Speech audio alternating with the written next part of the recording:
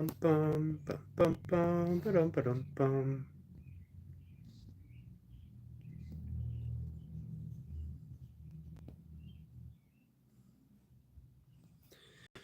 There we go.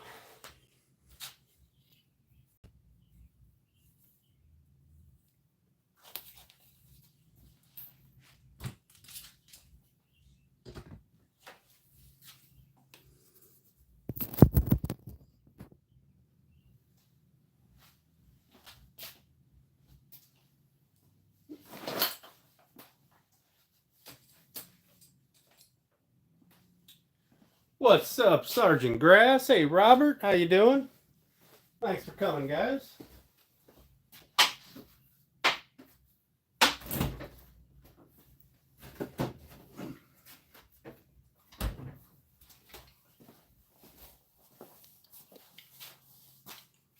How you guys doing today?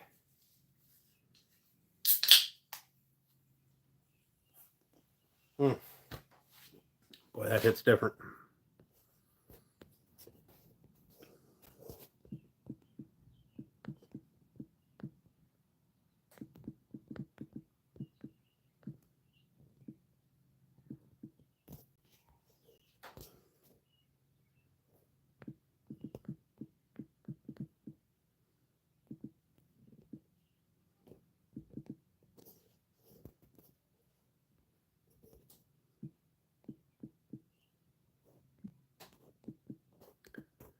Bum, bum, bum, bum, bum.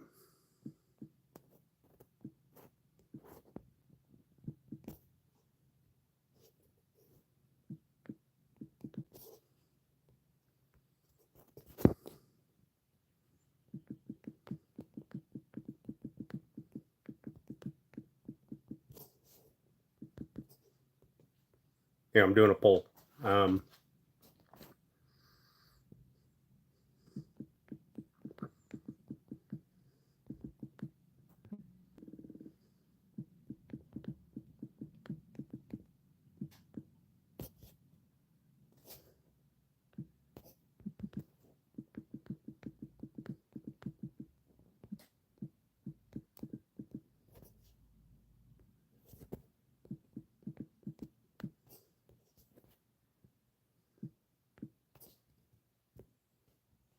Here we go. Sick as a dog. Oh, man.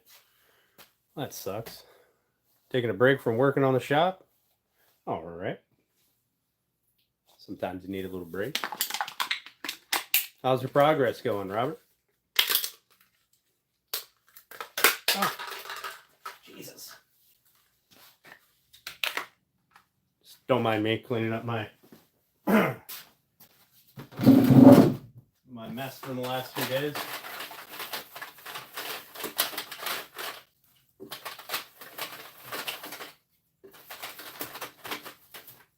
It is about time to take this can out to the recycling, or this bag out to the recycling bin. Also, I got, it's a mess. I mean, what's up, Jeffrey Ergel? It's the same sound your shop makes. I got a super cool letter and a sticker from Creation Dust. Now I need to make a sticker board.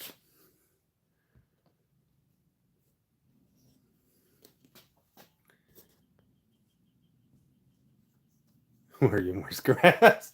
I like that 2 of the 3 of you picked the where's Sergeant Grass option. And one of you is totally in a weird way. You guys are my people. Will you make one guitar for me? No, I am not a guitar maker.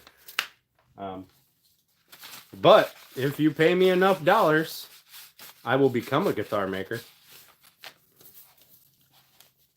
My suggestion is find a guitar maker.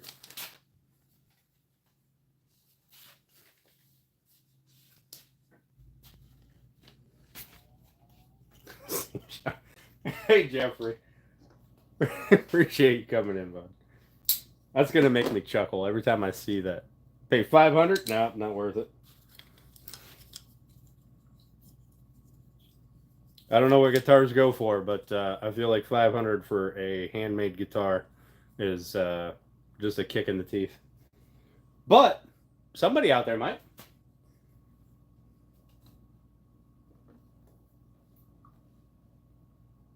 You're a cool dude. All right. Appreciate that, bud. Thanks.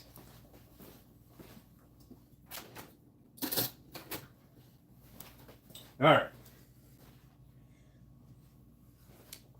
For the record, anyone who is doing laser engraving and you get, you see like online, there's different ways to make your engraving darker. Borax and water is a viable option. Do not use baking soda and water, particularly on cherry wood. Why? Because it turns your wood fucking green. So, turns your wood green. Hey, thanks, Raul. Like, look at it. Look at it. Did you just look at it? It's flipping ruined. Absolutely ruined. This is what it looked like on one side. Now it looks like this. It's garbage. Just everywhere.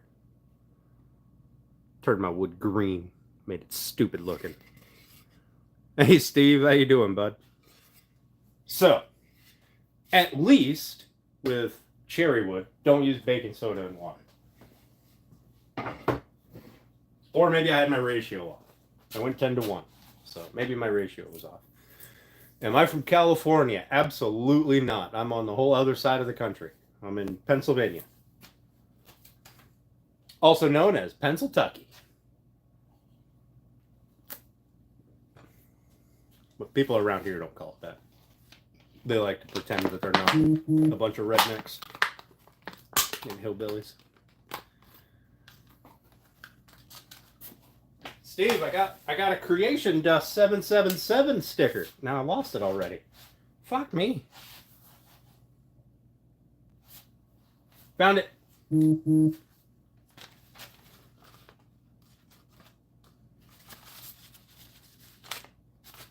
Look at Steve. Look at. So pretty. So pretty. I need to make a sticker board. What's up, Turner? How you doing?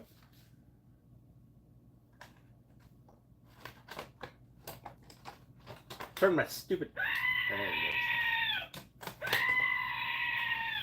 First, I can't push the button, then it gets super sensitive. Guys, my shop is currently a disaster, and I'm sorry. So, what I would like to do tonight, I don't know if we will have time, but I would like to get at least one panel sanded and glued up. So that way I know how big I need to make my router template to do the hearts. Hey, Himmy Joe, how you doing? Thanks for coming in. Please come to India. I don't want to. I mean, nothing against India. I like America. And I'm comfortable here. I would like to go to Switzerland and Norway and stuff at some point. Australia. Maybe India. Why not? There's some really cool temples and stuff that I'd like to check out. Germany? Yeah. Home and cleaning? Oh, man. I have sawdust everywhere. It is literally everywhere. But I did take the heat out, so, you know, because we're like 90 degrees right now, so. Yeah, Raul, what kind of, I hope I pronounced that right. What kind of fish you got in India? Wait. The fish guy, River Monsters, didn't he catch like a 14-foot catfish in a river in India? Maybe I will go to India.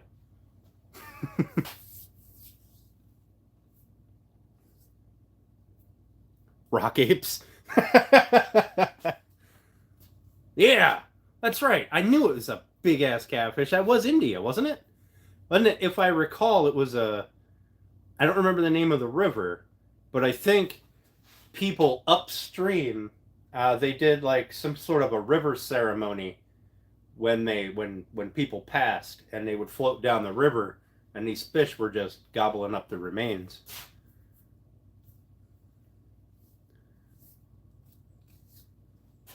I think that was his theory as to why they got so large.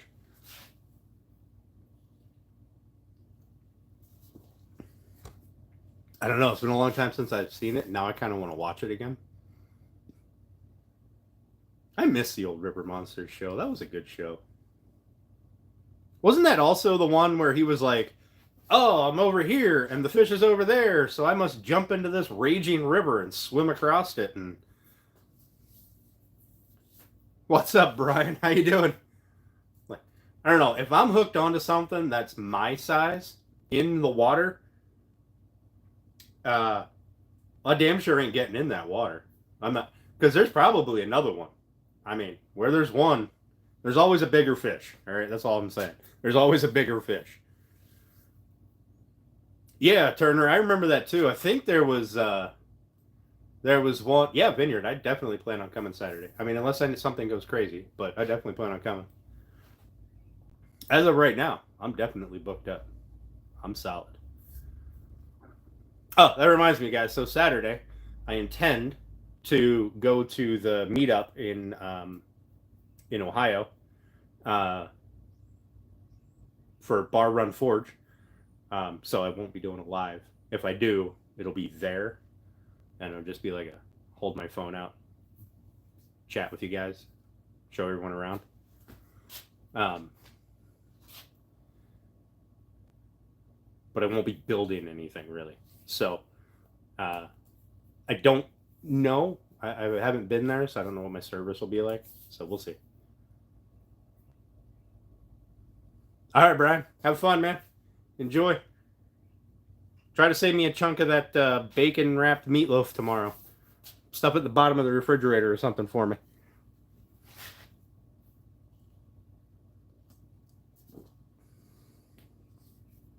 Nice, Matthew. Congrats. I don't remember what I was talking about for fish.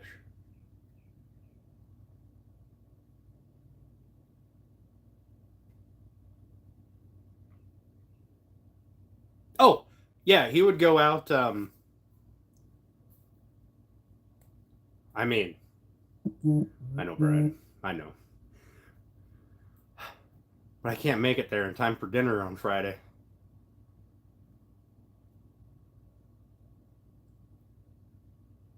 No, I can't make it there in time for dinner on Friday. Hey, that reminds me. Nobody answered me last night. You're live.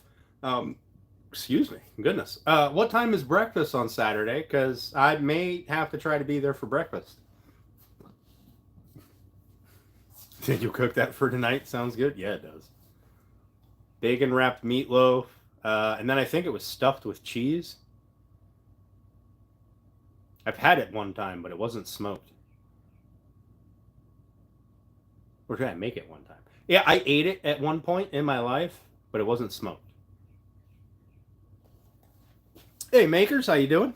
Thanks for popping in. Also, anybody who doesn't know, Amy Joe made me a super cool eagle that is going to go right, meow, right, yeah. So, if you guys want to see it, go check out her page. I don't know if she commented on my post or not, but I think she did. I'm not sure. I can't remember offhand. But definitely go check her page out, and you can see exactly what she did and how it looks before it gets to me. That way, if I mess it up, you know how it used to look. I think it looks super cool. Shipping it out Monday. Awesome.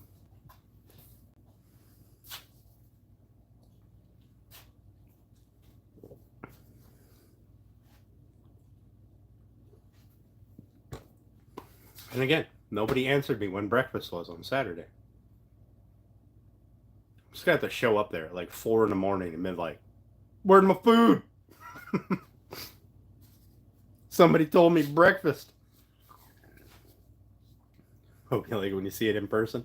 Amy Jo, I don't think that I will dislike it at all at this point because that thing looks awesome. What I will have to do is accelerate my plans to put a little cabinet there on that wall. Just a frame with a big piece of plexiglass so that I can keep dust off of it.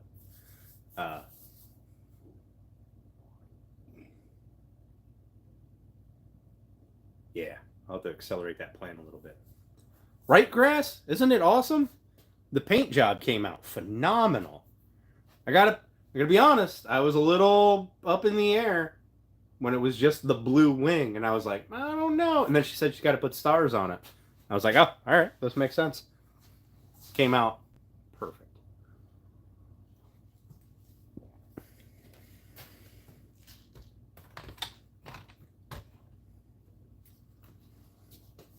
Just had to trust the process. Anyway, so that will go right above Grandpa's shotgun, which is not centered on that wall, which kind of bothers me now that I'm looking at it. It'll go right above Grandpa's shotgun. I think it will be kind of perfect right there. So, too bright for your liking? I mean, well, that's an old flag. That one doesn't matter. The coloring on that one. The new flags are kind of bright.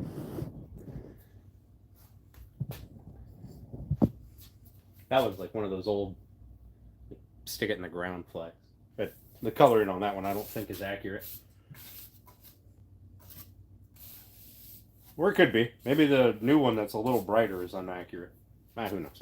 I need to stop sweeping. Listen, what I need to do is I need to just get enough shit moved around here so I can do some sanding so that I can get my measurement so that I can get the laser doing its thing and move on. Also, I figured out what my laser problem was. The last live that I did where we were just watching the laser, I was having such an issue doing the cutting.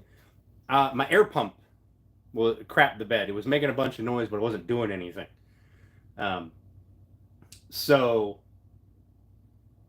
the air pump is an air assist, right? It blows air down to the nozzle tip and then through the tip, so it kind of blows away all the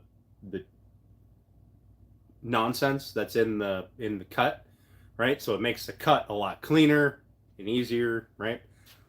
That's why I was having to do 30 freaking passes and I still wasn't cutting through the wood because of that. So now that took me, I don't know, a full sheet of 1/4 inch maple ply and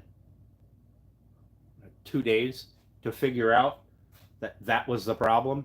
So I went cannibalized the pump off one of my other lasers, threw it on, and got all that stuff cut yesterday and the day before, or night before, something. Once I figured it out, it went smooth as butter and was cruising. It was great. What's up, STL? How you doing? Thanks for coming. Thanks, Amy Jo. I appreciate that. Let me think. I am 50 subscribers away from that first tier monetization thing. And then I want to say it's like 1,100 watch hours. So now monetization isn't anything that I'm, really pushing for other than being able to like link to a website, right? That'd be kind of cool. But I don't even have my website yet. So, I'm not going to be, as of right now, I'm not going to be like, I don't think I'm even going to turn on the donation thing because I don't want your all's money. But, it would be a cool way or an easy way for, I don't know. We'll see. Anyway, that's where I'm at on the monetization thing for tier 1 or whatever. And then when YouTube pays me is the one that I'm really interested in because then YouTube pays me and I'm all about taking their money. So At some point, we'll get there. Probably once I care a little bit more about this and put out some quality content. At a whopping 32 subs, makers, hop onto my community post, and on there is I think it's my most recent post. There's a thing put up for just makers to come in, craftsmen come in, post a little comment about yourself and what you do or whatever, and that way other makers and other people can find you easier, other than posting a link in chat, having them scroll through it. I'm trying to get a nice little list going on in there so we can kind of introduce new makers and stuff to different people. We're slowly getting there, but maybe we can get you a couple of more subscribers there. No promises, but unless you already did post. No, somebody just posted the other day. No idea how you got 51. You can do live streams now, Grass. Hop to it. Hop to it.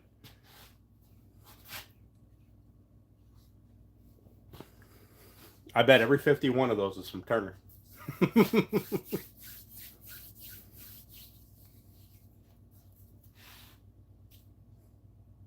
Gained and lost 30 today? Yeah, but you're at like 30,000 subscribers. 30 of them really doesn't matter.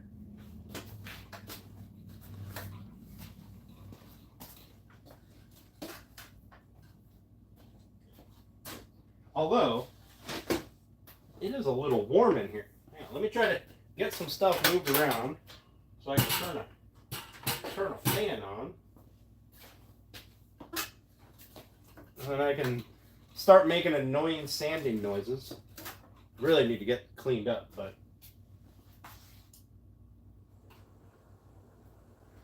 and we'll turn this fan on just to clean up some dust in the air.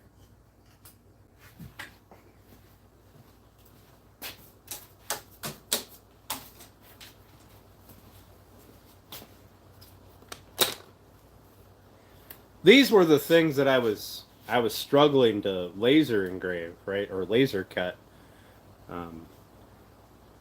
Like all this stuff that's not an actual shape was supposed to fall out, right? You can see through. Some of it cut through, and other bits absolutely did not. In fact, this one might have been one of the good ones. No, see, it was blowing out, burning a bunch of stuff. It is pretty terrible. Yeah, no, this one didn't cut out. There's so much of it that's still stuck together. But, 'tis what it is. Live and learn. If I would have paid attention to my equipment, I would have known that the pump was dead. And I don't know how long it had been dead, because I haven't done any cutting for a while, but I've been using it. I turn it down really low just so I can keep positive pressure in the nozzle tip when I'm doing engravings. That way I don't get debris sticking to the lens. And so I don't know when it actually died. But anyway, I did find out that if I'm going to keep a laser in here, even if I run them in the basement in the old shop room, I'm just going to hook them up to an air compressor and bypass all of the air pump, air assist stuff.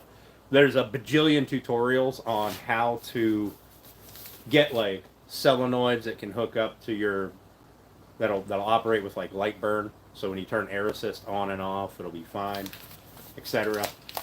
Maybe have one have like a Y valve. You have one regular assist pump at lower pressure coming in for engravings, and then a high pressure one for your cutting, and when anyway, it's a whole thing. Yeah, I hate wasting material too. It's absolutely money down the drain. I did manage to use some of it to do the disc cutouts, but for the most part, Like all of these, and then like I've got some here, I've got some pieces over there.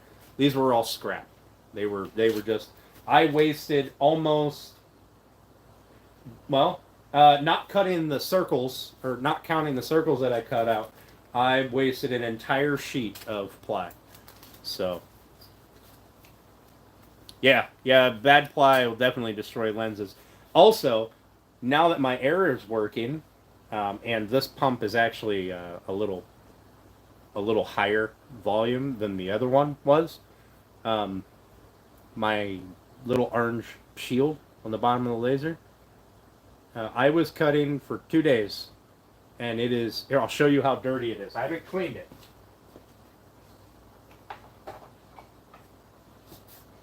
2 days, and this is all it is.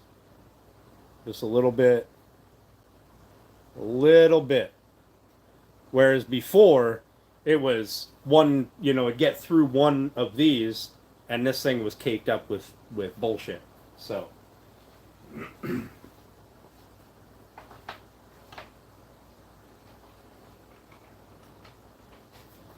it's, I should have known right then that something was wrong, but I was in a rush to try to get stuff done.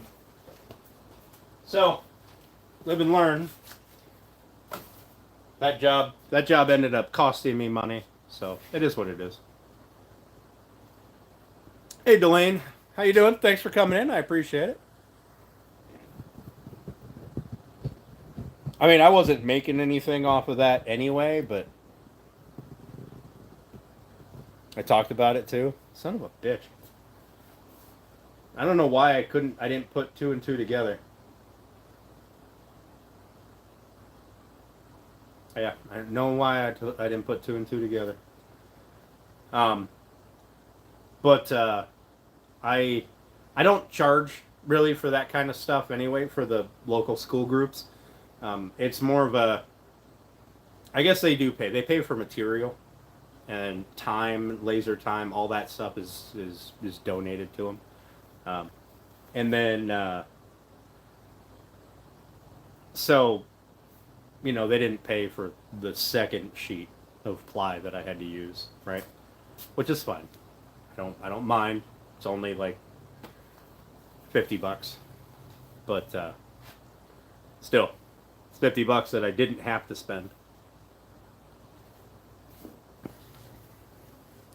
No better for next time.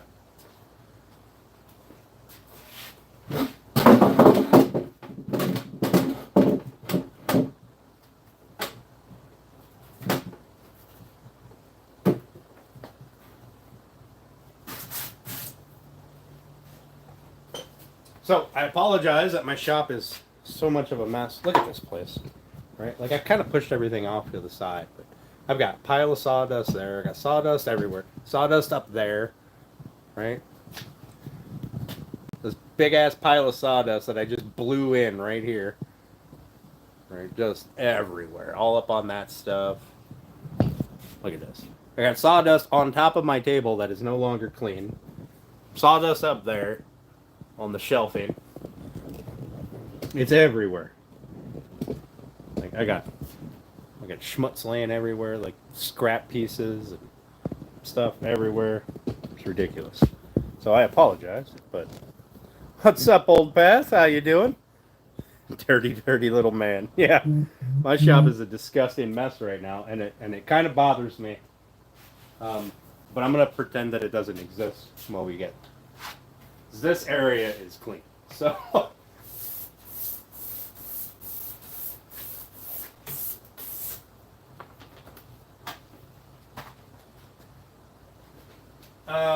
I need these. Also, guys, if you don't know, these little like foam shelf liners, awesome for sanding on. Absolutely awesome. They're cheap. Cut them to whatever size you want, and they help stop, when you're sanding, they help stop the pieces from like walking around, and you don't get those like rub marks on the downside where it's rubbing on the table or rubbing on something. everything's covered in a ½ inch of sawdust. I mean, that's the way to be. Just, I was in such a rush to get stuff done that when I did clean, it was just to push the sawdust off the sides and sweep up chunks. Like over here, I've got on the floor right there. This is all of this is like little knockout pieces from those things. It's such a rush. But I got it done, and I got them delivered with like 15 minutes to spare. So I still haven't missed a delivery deadline, except for on giveaways, and those don't really count. So I have missed every delivery deadline on a giveaway.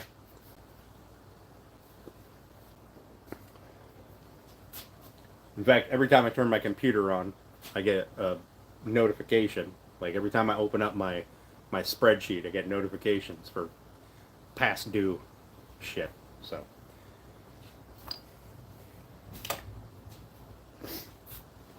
all right, so what we need to do, we need to do some sanding.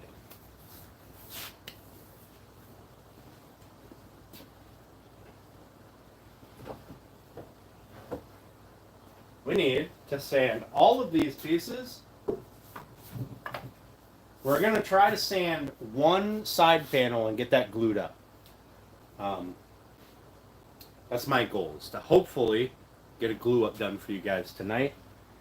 Because then, like I said, I can take the measurements for the size of this piece, right? The piece that, and then something that's going to fit down inside of all of these. And in theory, I should be able to have the laser cut out a template that I can just hit with my router. If not, gluing it together will get really complicated, cutting out the hearts. But we'll cross that bridge when we come to it. I think this will work. I don't see why it wouldn't. Just following a router template and getting the project done. And then we need 2 of these, but I am not sure which is which.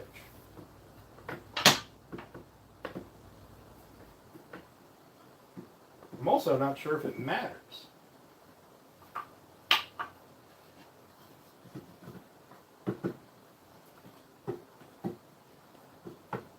These definitely fit because I made those a little loose.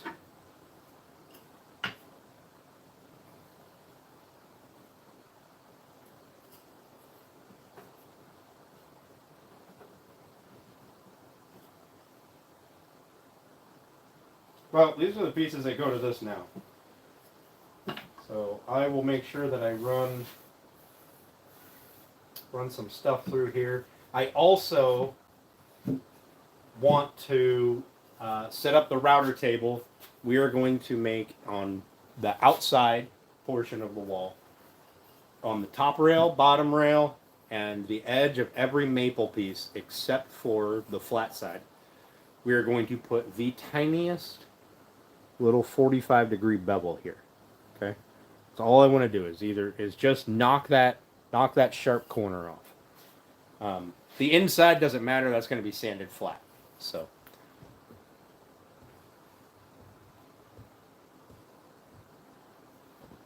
see where your pole's at here.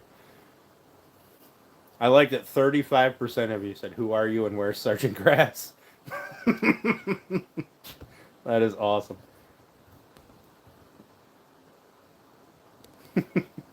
All right, so I'm gonna get this stuff all figured out here. I need to.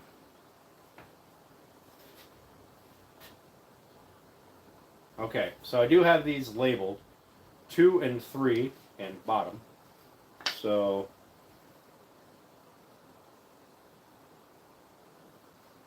hopefully I pay attention to grain. I also need to fill the inclusions with brown CA glue on front and back and sand those. So when we get to the black walnut, we'll take care of that.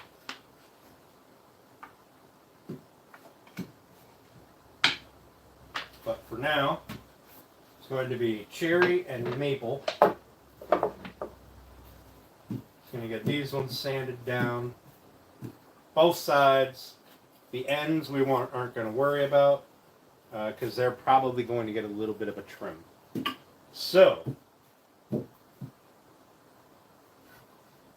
and I want to sand all of the open faces just to get rid of any roughness that's in there. Hopefully I can do that without messing them up. I think if I put them all together, I'll be fine because they are all the same thickness. So if I just clamp them together nice and flat, then I'll be able to run my sander across it, flip it, run my sander across it, be done. This one will be a little more complicated, but if I clamp them together, I should be able to at least stop it from rolling over. Yeah, tiny little chamfer. Say the same shit 12 times before I do anything. I know. Alright. Grab my sander here. I don't need the laser plugged in. Don't know why it's still plugged in. So plug that. Grab up my sandpapers. We don't have to start at like 80 grit. We're gonna start with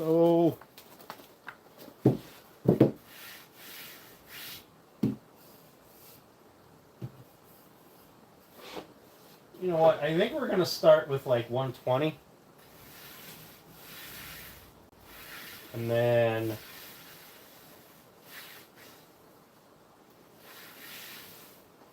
yeah, I think we're going to start with 120. I think that'll be just fine. Yeah.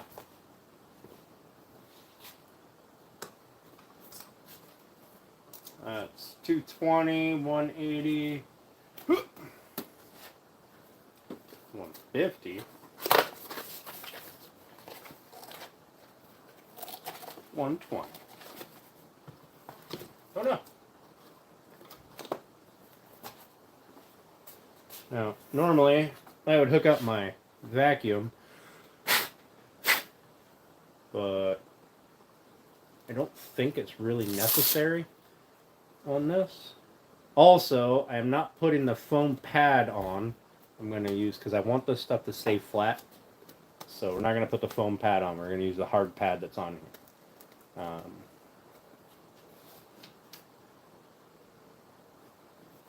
Empty that.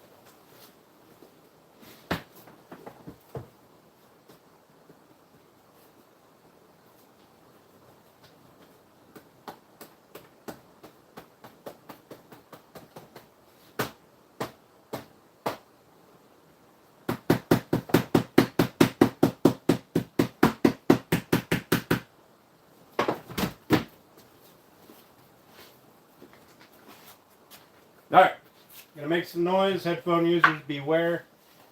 I think we're gonna sand these individually so we don't fuck it up. I want a drink.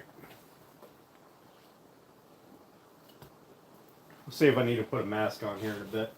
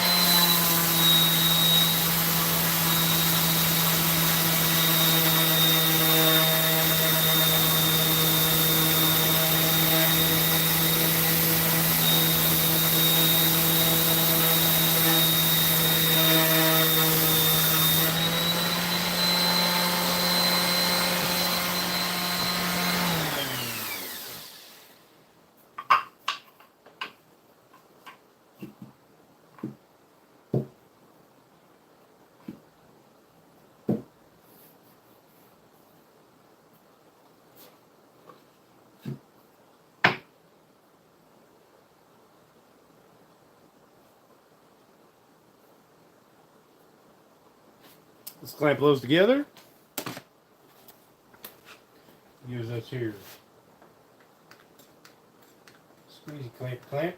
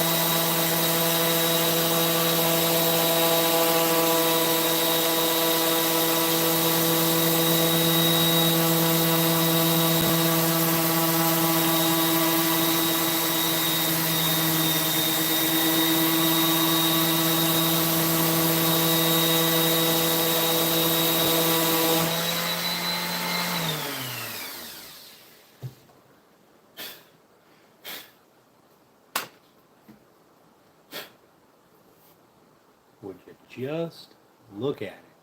No more burn marks, except for in the groove where it doesn't matter. So this is 120. We'll probably step it up to 180 if I'm being honest. Worry about the black walnut separate. When I get this one sanded on both faces, and then I'll swap out paper.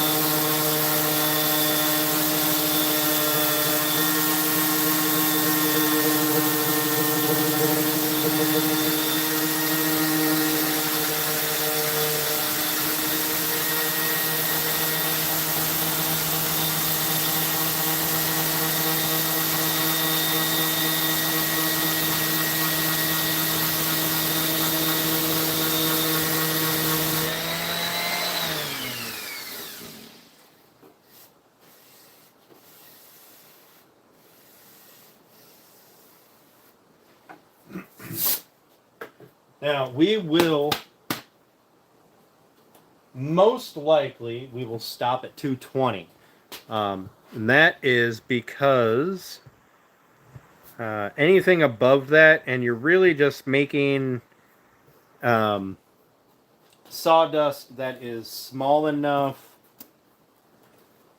to fit into the pores of the wood, and you're just burnishing the material, which then limits how much finish can penetrate. Since we're going to use a hard wax oil, it's going to have both a penetrating portion and a surface portion. The oils and stuff will penetrate into the wood, and the waxes will more or less sit on top and fill those pores. So 220 is about as high as we're going to go. And I haven't decided yet if I'm going to water pop. Probably not, because it's oil, and oil doesn't raise grain, and it's not going to get washed. So it's not like a cutting board where you want to water pop, because after somebody cleans it, it'll feel weird, rough. It'd be really nice if I could sand these both at the same time, but I can't count on them staying flat, so we'll sand them one at a time. Alright, so we're going to switch to 180, and I'm going to see what it does to my sanding marks. And if not, or if it doesn't take it off in an appropriate amount of time, I'll drop down to 150. But we shall see. Giggity. And need a drink.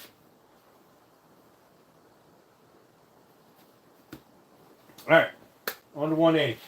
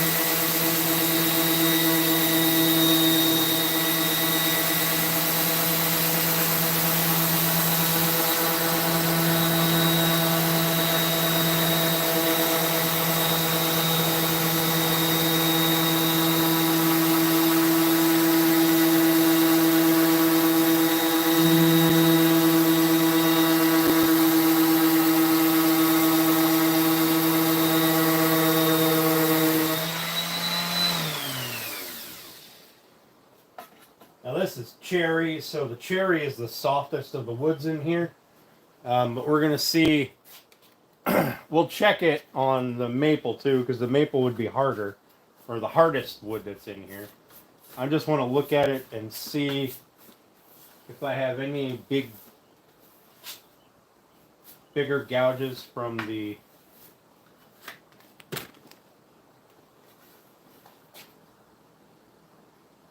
or from the last grit, or if it is all pretty well uniform.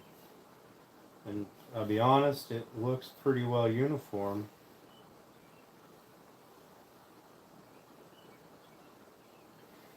So how you check your lumber is you want a raking light, right? You check your surface with light going across the surface. It'll highlight any imperfections, which is what I'm doing when I'm looking up at it at the light.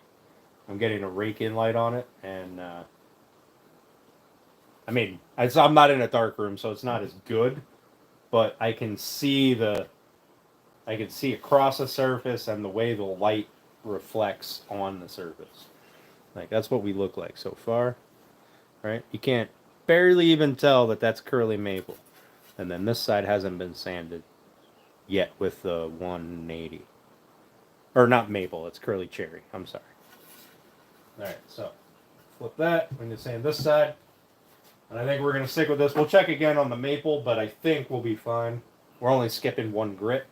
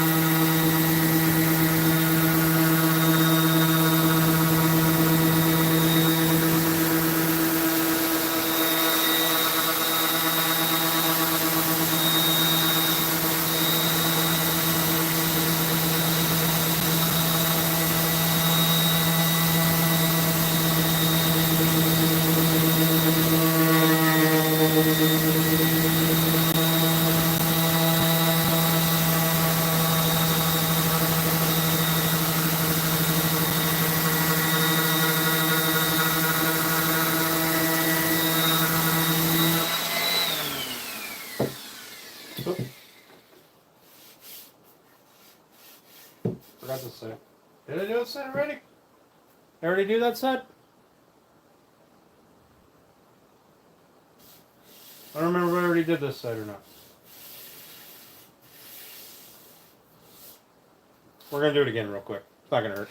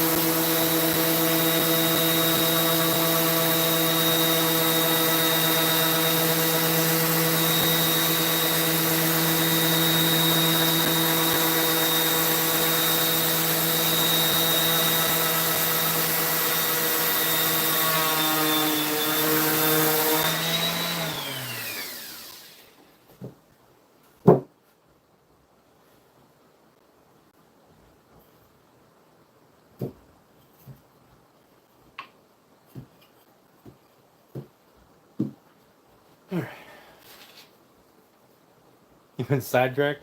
Hey, Bass Fishing, how you doing? Yep, slow and steady is definitely the way to sand. I mean, you can sand just all crazy. You're not really doing much. You were having a fist fight with a split ring?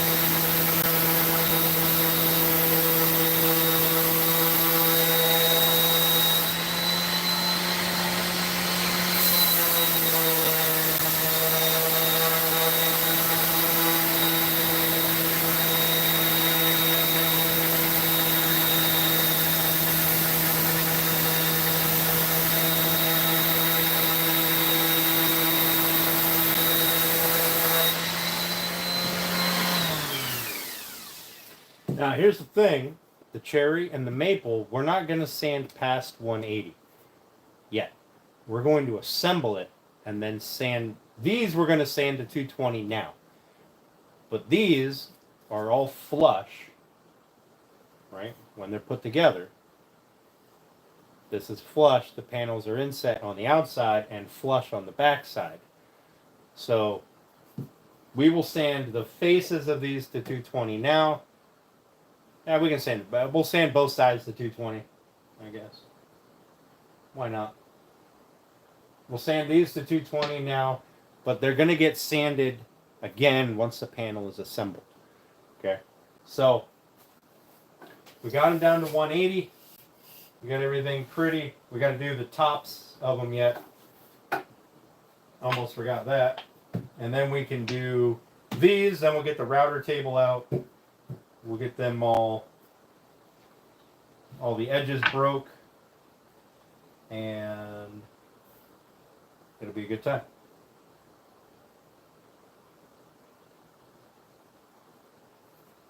My clamp.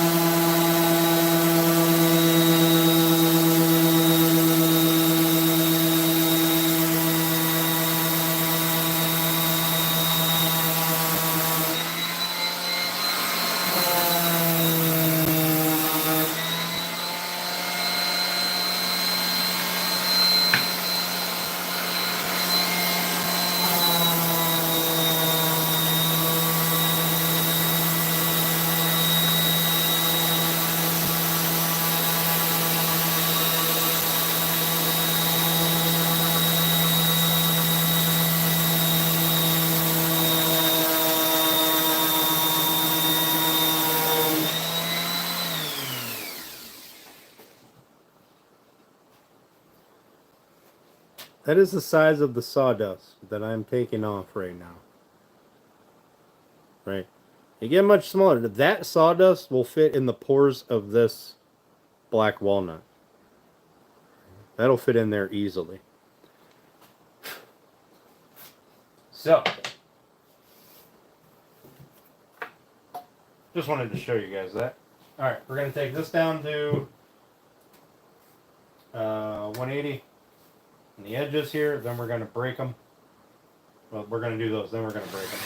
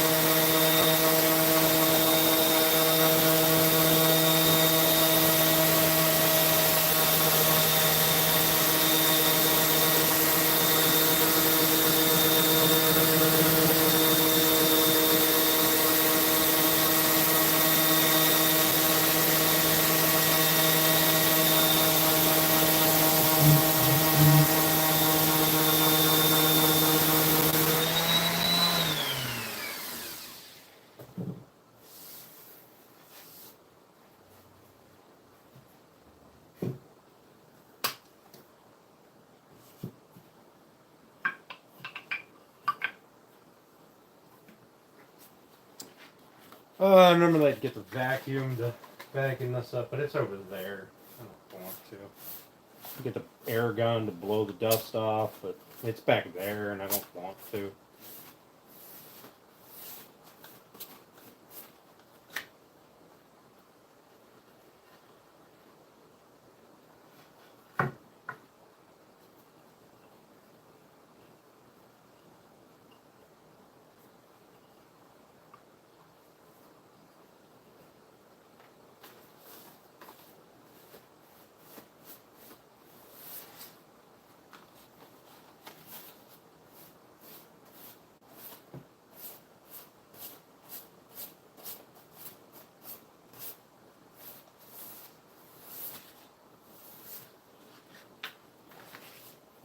Okay. There is sanding done for those for the moment. We will get another drink. Oh, that's a good place for that. It's right above the bag.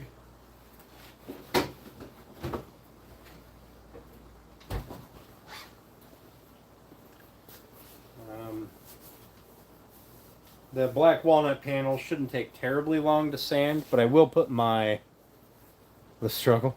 I will put my mask on for the black walnut because that dust irritates the hell out of me. Even though this span's going and it's a vacuum thing, you see there's still dust everywhere. So.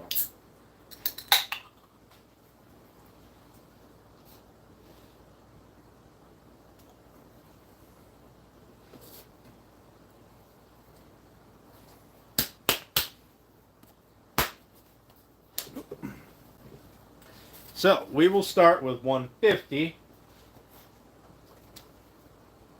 Or no, we'll start with 120. And then I got a piece of 150 there. Just in case, because that is a little harder. And then my 180, we'll see if we need to do the 150. So you can barely tell there's any curl in that once it's sanded proper. There's no shine really at all. So we're going to take these. What I should have done is I should have used some extremely curly maple. That would have made this look really pretty. But we didn't. And we're not. So I'm going to do this. I'm just going to move those to the back so I don't take a chance of knocking them off anywhere.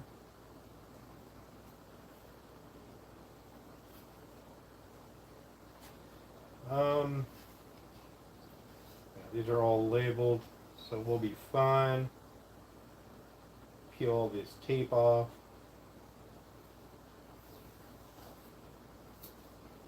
It's long past time for this tape to be peeled off anyway.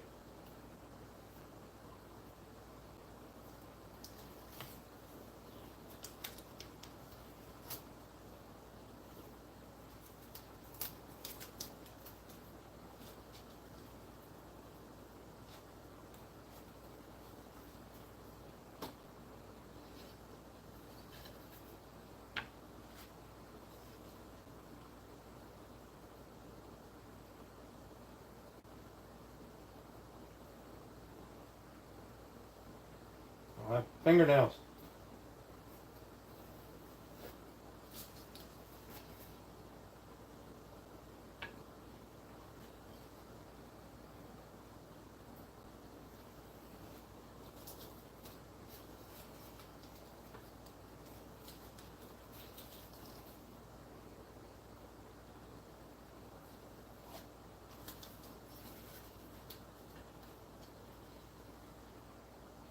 So we're going to give this a sand up to 150, and then we're going to fill our inclusions, right?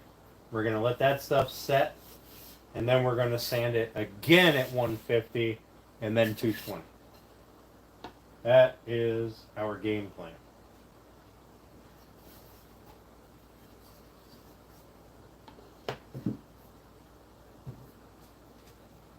Or 150 and then 180. Right.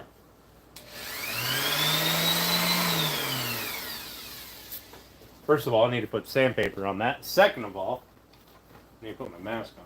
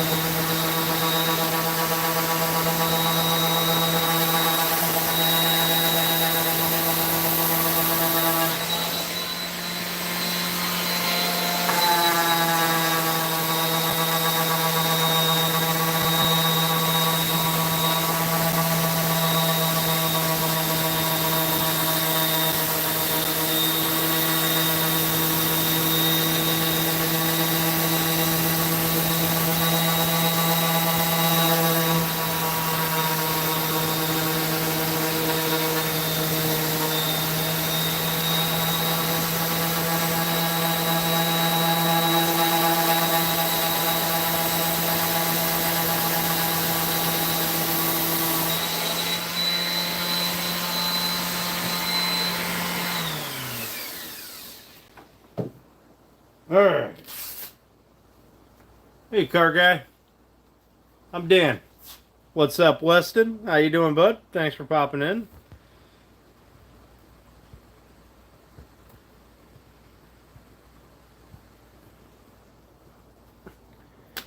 Alright. Now, I kind of want to see if I can sand that edge right there, all at the same time. So let's get something flat like that. See if we can't. Well, let's put that side down so then that way that whole face is flat. Where's my clampy clamp?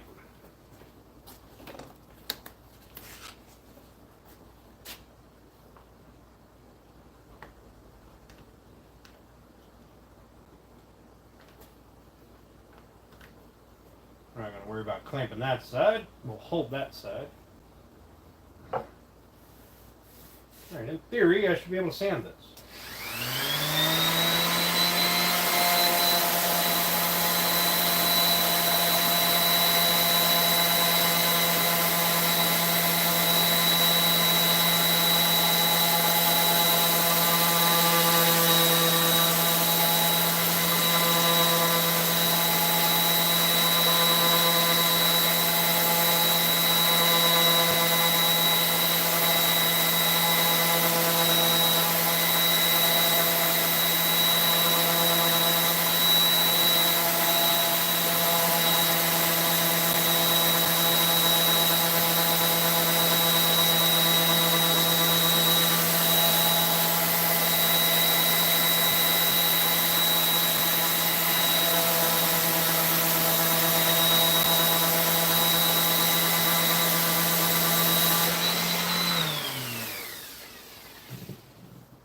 You know what might be a better idea? Is if we take this whole thing through the jointer as a bundle.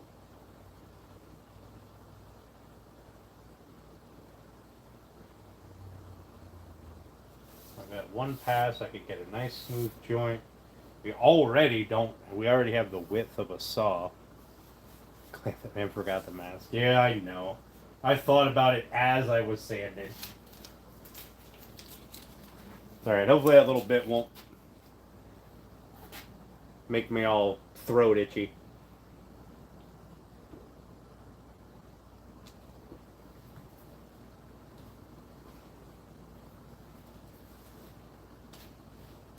Alright.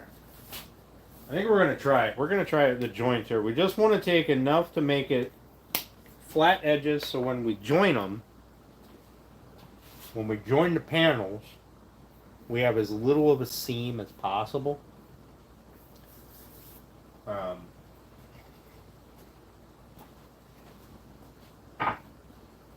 With no weird, like, you know, here was a saw blade nick or something.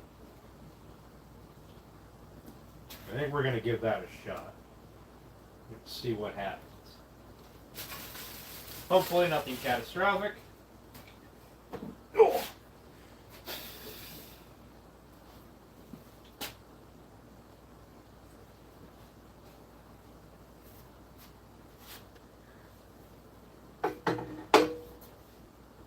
And those are two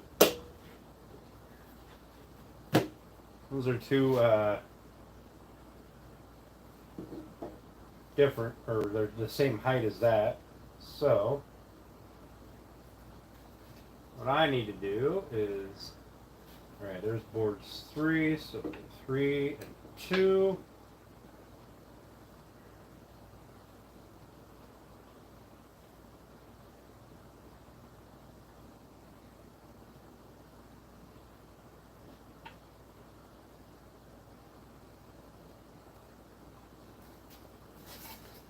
Five and 6, we'll go this way.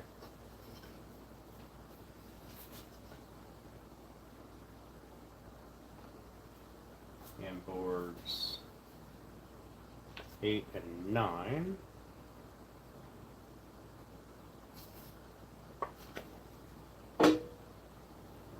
that.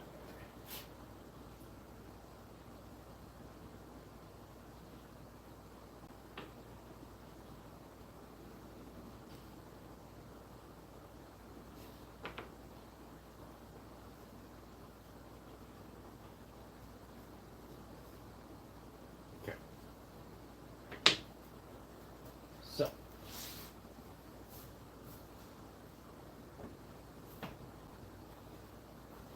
All I want to do here is take a less than a 30-second of a cut.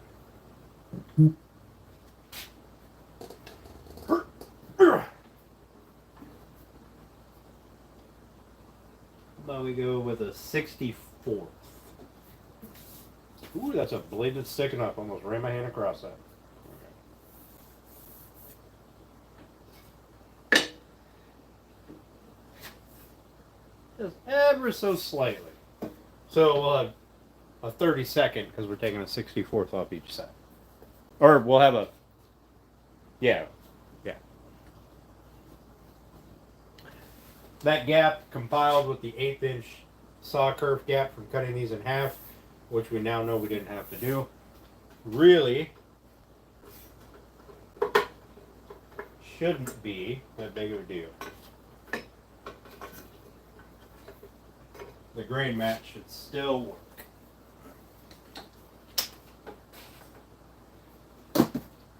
Crank that speed up. Whoop. We want these in pairs.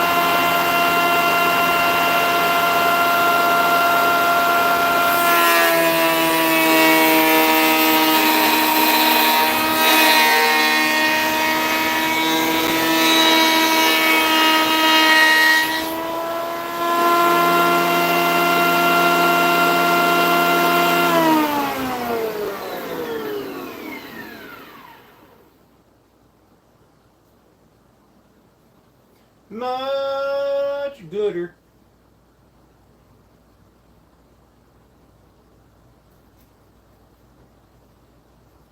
And I think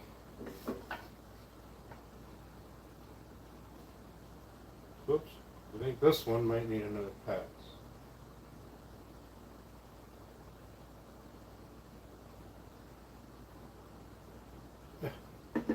Sit flat, damn it.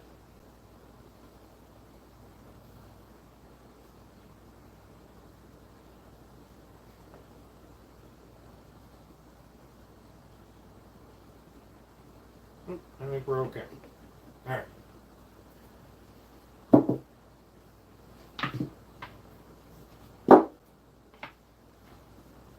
Okay, so that didn't go catastrophically wrong yet. There's still time.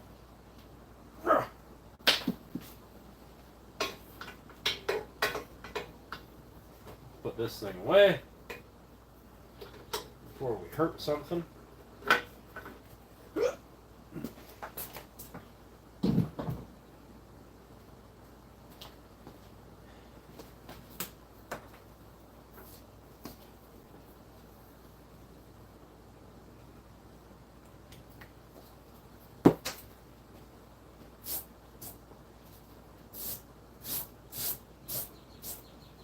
So my pad doesn't stick to my table so much anymore.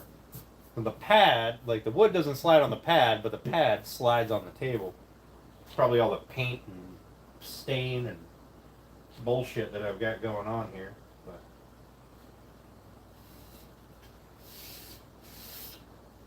alright. So we've got some marks to fill. Now the other question is, since we're joining these as a panel, right? Because we never had to cut them in half. The way we're going to do the heart. We didn't have to cut them in half. So, the question is, should I put a dowel pin, maybe 3 of them in here, and then clamp and glue these together? And just insert them as 3 panels?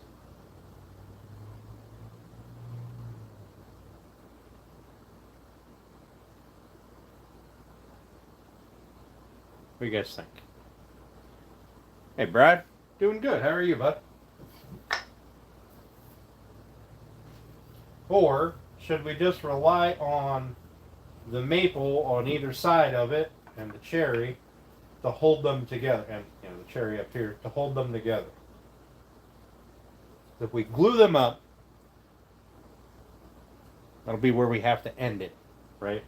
We won't be able to do anything with them after that. They'll be at clamps. I kind of want to glue them so I do have a very tight joint, and I have the dowel pins in here, which I only really need one at top and one at bottom because this one's going to get cut out anyway. So one at the top and one at the bottom to guarantee alignment.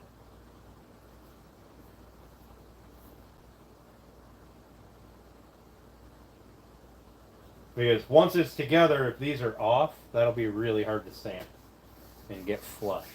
I can do it on the back side, but not the front side. So if they're off a little bit, it'll just look goofy. I'm gonna do that. I'm gonna glue these together. We're gonna put dowel pins in them, 1/4-inch dowels. And I know I wanted to get this glued up tonight, and I'm sorry, but we will have it glued up tomorrow. Oh, tomorrow's Friday. Saturday I will be in Ohio. If anything goes, as long as nothing goes crazy, we'll end up gluing it up Sunday. Right. I'll be out here all day. I'll be live all day. We'll do it Sunday.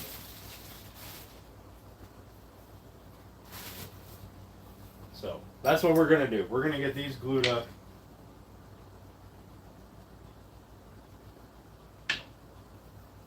And we will do the sanding thing. We'll finish that later. Besides that, it is 20 till 8. So you guys know my 8 o'clock rule. So we'll run a drill and a little doweling jig. Call her good. Make sure my chat's not frozen. Nope, it's not. You guys are just super quiet. I'm alright. I'm alright. Smells funny in here. Alright, so there's my little doweling jig. There it is. I believe I got. I might have to make some 1/4-inch dowels. But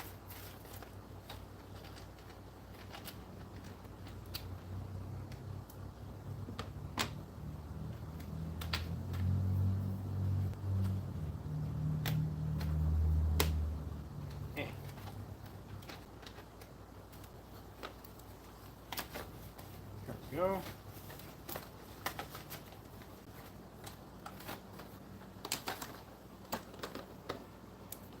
Now, I've got 6, I think these are 1/4 inch.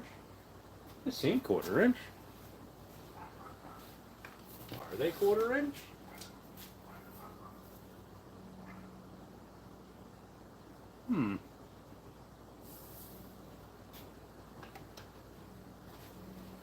Oh, I don't know.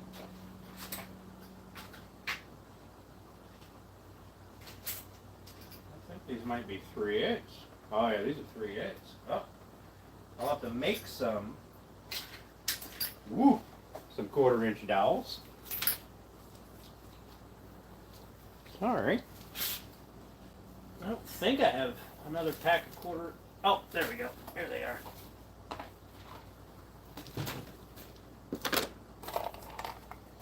Yeah.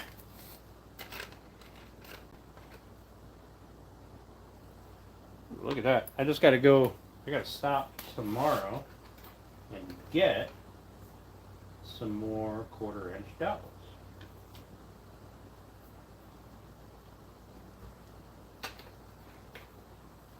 2, 4, 6. That's all I need, right? 2, 4, 6. Okay.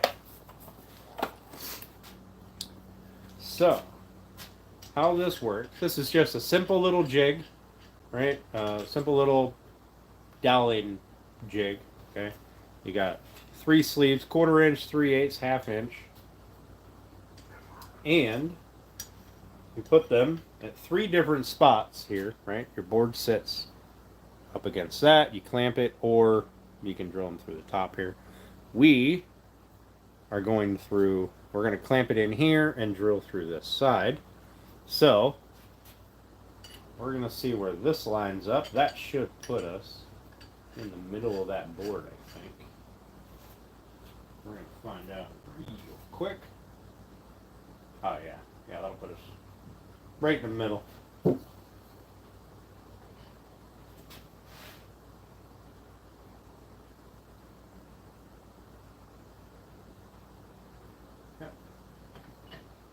And we will go from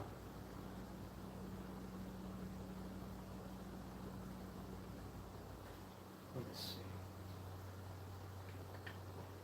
Let's put a mark in here just so I know. I don't know if you guys can see it. That right there is where we will be if we go from. If we go in that position, right? Every one of them will have to be drilled in that position. So, the way we're going to do it is we are going to make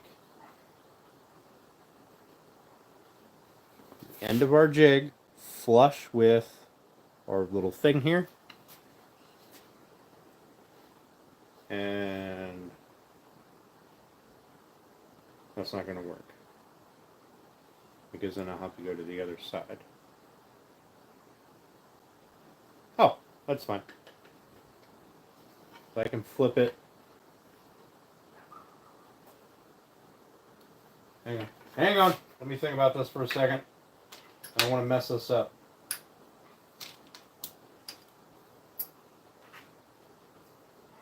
Alright. So I've got my 2 pieces this way.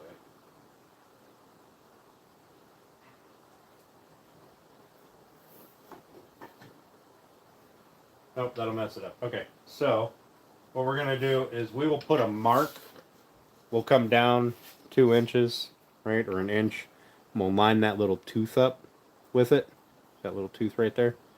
We'll line that tooth up with it on each one so we can get them in the proper position. That's the more intelligent way to do it, so let's do it that way. And we just have to make sure that we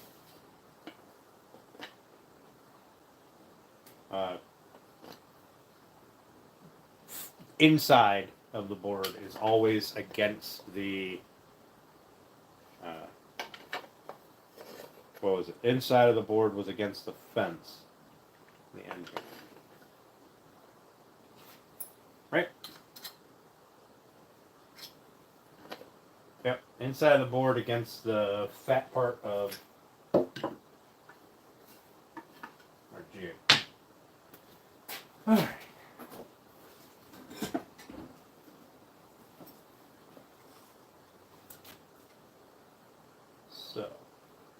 Let's see. Do we want to come down 2 inches? That's probably not a bad. All right. What's our overall length here? Overall length is 10.5 inches. So that means we can have at most an 8-inch tall heart. 7-inch tall heart.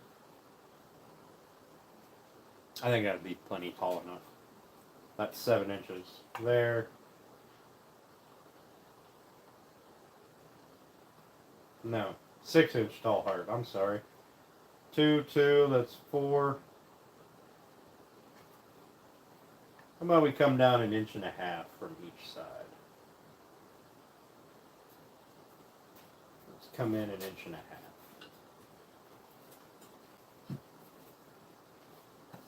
And we'll do it on the fat side with a nice sharp pencil. How far in does this have to be so that I can see it?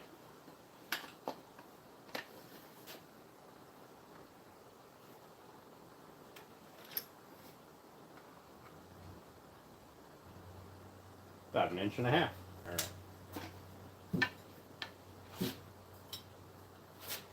So, 1.5 inches.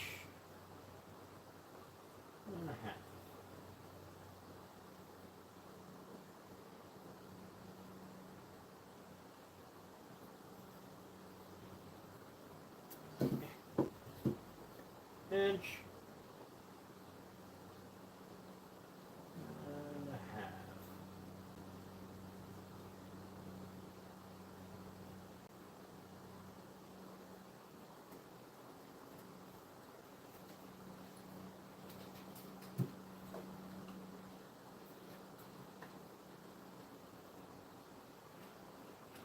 Let's just draw a nice big line so we don't miss it. How about that? 1.5 inches. Line up our line. Perfect. Line up our line. Okay. Alright. So we're going to do, we'll mark 2 of these. We'll get them clamped and glued real quick. That side.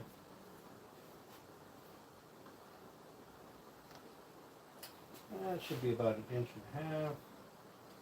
One.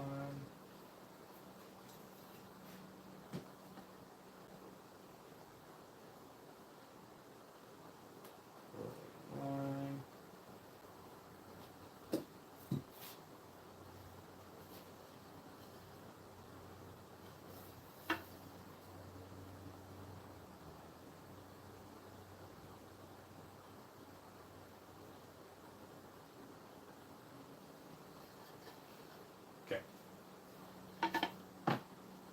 It should match up. Let's clean up some stuff here.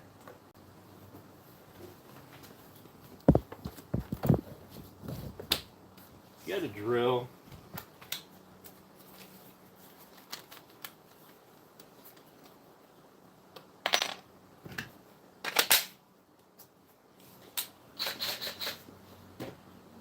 Alright, so we need to come through here at least half the distance of the dowel. A little more would be preferable. So we will put our collar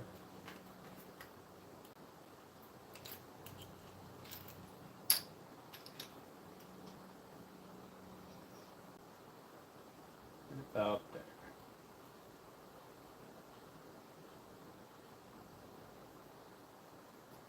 Oop, too far.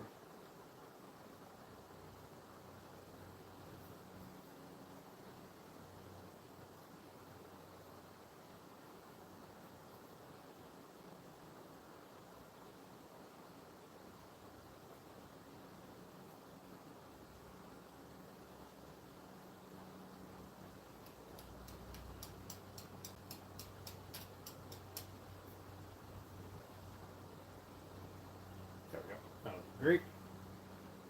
Tighten that.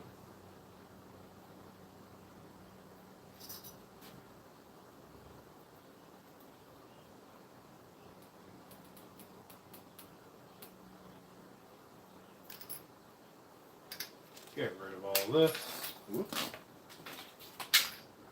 Now, you can use dowel finders, center finder, these things. Okay. You can use these things. You drill a dowel hole, put this in, and then put your other piece on it and mark it. And that gives you the center of your mating dowel hole. But to do that, you have to, it has to be flat and even across the top edge, right? In this case, it'd be the top edge. Otherwise, that hole will not line up. What's up, Cleveland? How you doing? Sounds like a town you're from. The difference between a Windsor and a Cleveland? I don't know.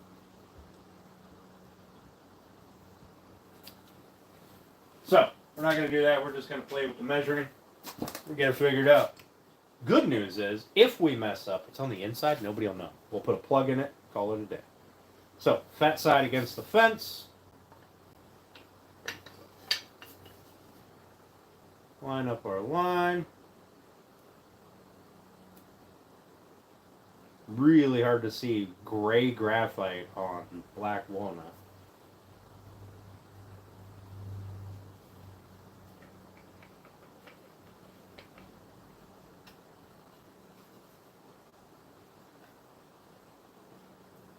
Put that down.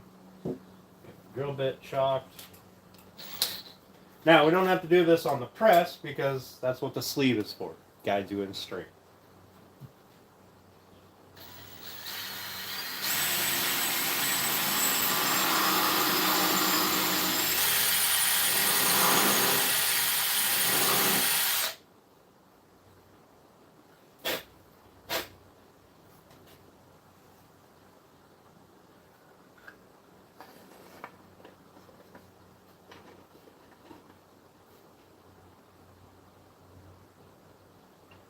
Line up our point.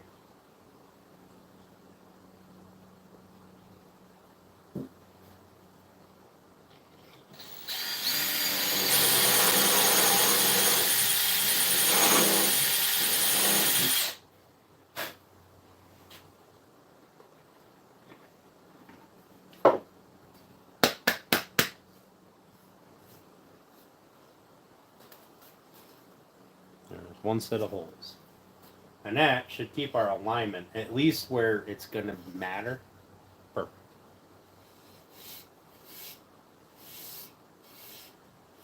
The Windsor came after.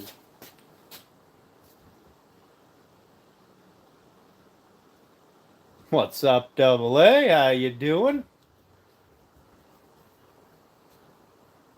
Cleveland had bigger ports and valves, which allowed more airflow and horsepower. Hell yeah. More power is more gooder. Alright, so these lines should match up because they're 1.5 inches from the end. So take this. Put that on there, loosen that up a little bit. Get that on there, get that line lined up.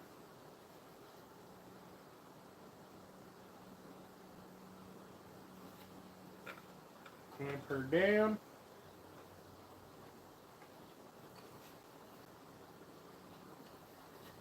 Now this is just a cheap doweling jig you can buy at, I think, Lowe's. Probably Amazon.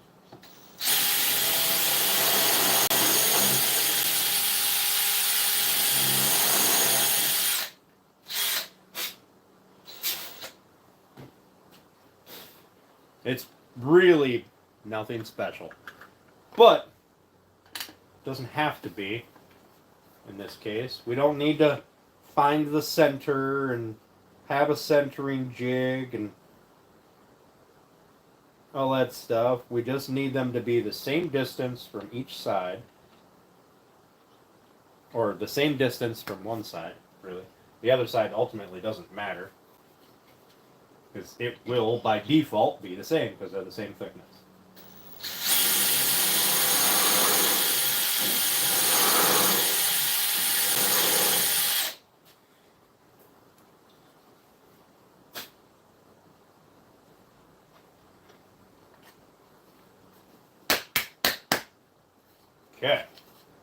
So, in theory, we should be able to put a dowel in here.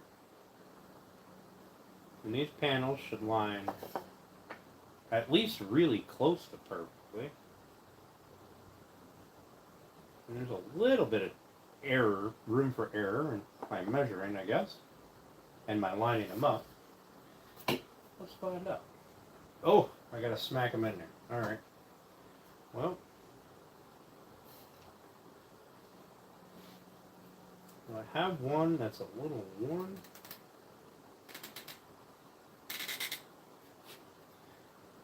Ew. Uh-oh. Oh!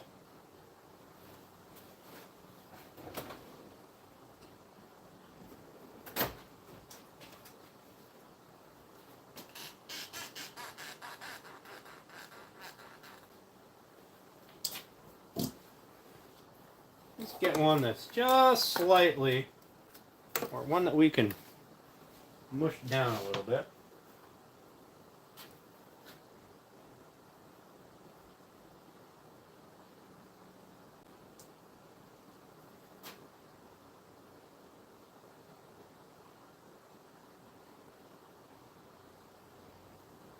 Actually, if we just cut this one in half,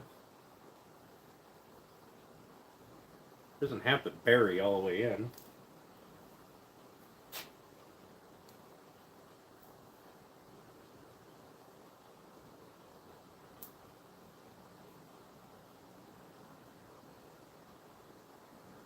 Apparently those don't cut wood, so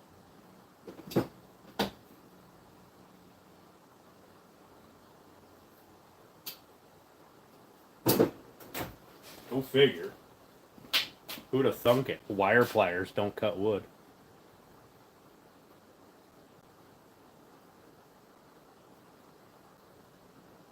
Dang, Grumpy. How you doing, bud? Thanks for coming in. Getting yourself some water. All right. Hopefully, I don't push these in too deep and I can get them out. So, in theory,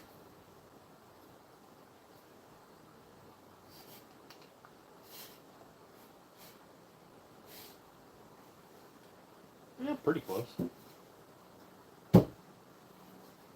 Going to have to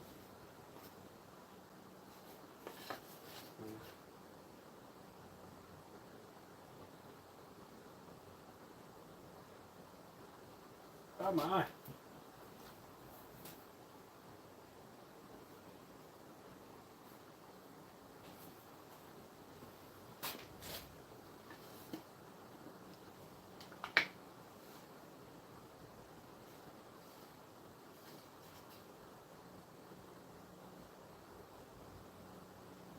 It's off by like a 64th of an inch. Like, look at that. That's all the off it is.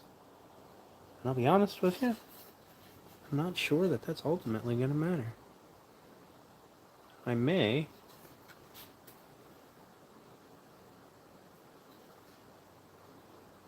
oh my! Let's see. Probably wiped more crud into my eye.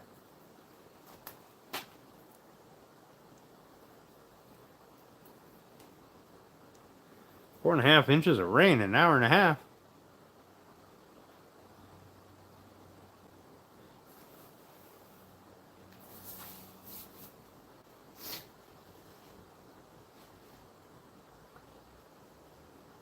Alright, so what would I have to do to make this perfect? I would have to widen two of those holes. Oh! Sand down two of these dowels a little bit, just to give me a little bit of room, which I think is ultimately a better option, because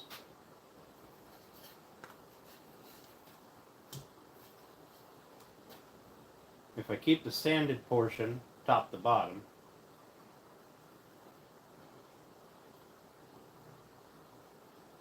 Just sand it down a little bit, just so I can shift it and keep the sanded portion top to bottom. Like, I mean a little bit. It doesn't have to be much at all. So, give me 1 second. Let me hook up a power sander. Yeah. Like, if I put it on the belt sander thing over there, it'd tear it all to hell. So.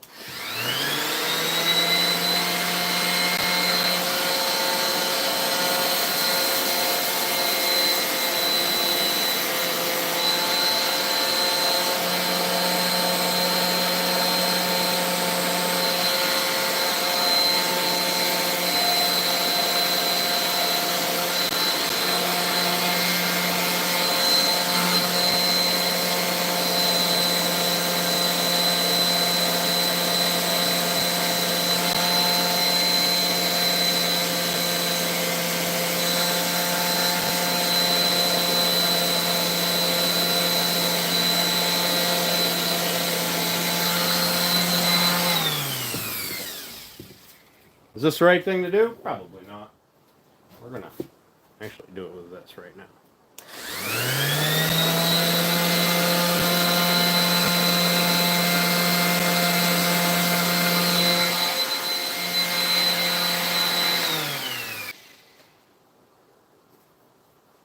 Can I hold this little guy for these? Yes, I can. All right.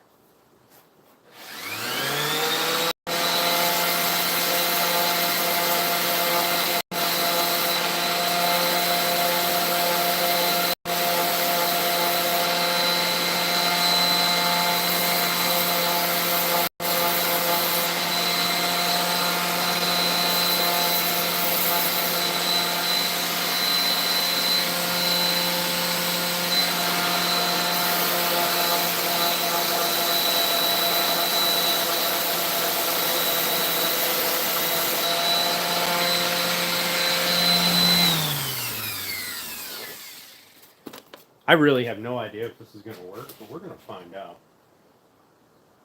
So if I leave the slotted spot facing up, that'll still give us our full depth side to side. Theory.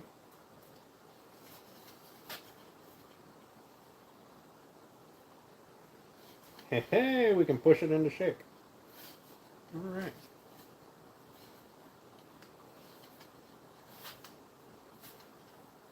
We can get our panel straight. Yeah. Yeah. Takes a little bit of force, but I'll put a clamp on it, side to side, along with the clamp this way. I'll put a clamp front this way, too.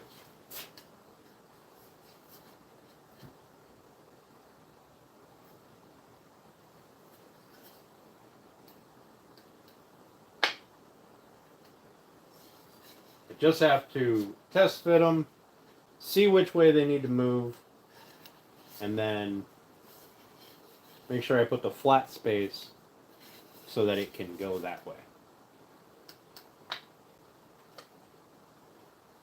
And I will have to dry fit each one so that I can get the proper amount of movement out of it. Alright. Perfect. Alright. Not perfect, but it'll work. Where'd my little sanded one go? There they are. Alright. We are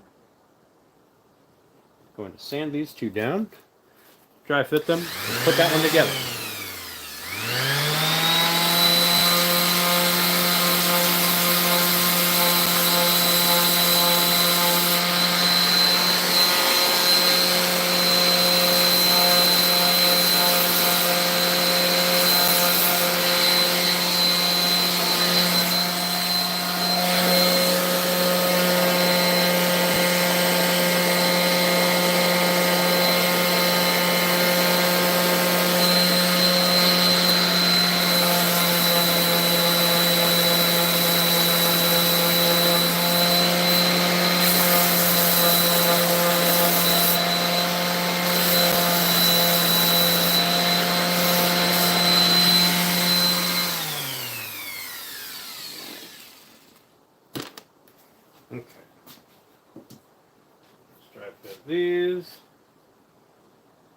That should still hold our alignment.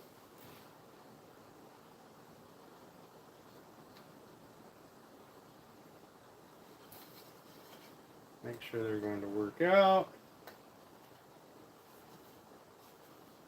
Probably work out better if I had these spacing the right way.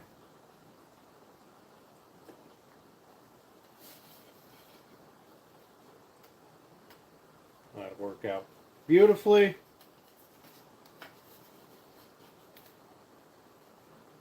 And that will work out beautifully.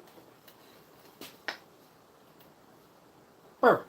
Okay, so I've got glue out here. They have to face that way.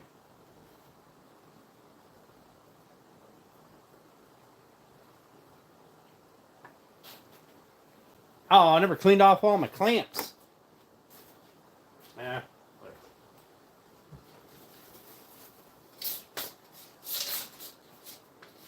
It's okay.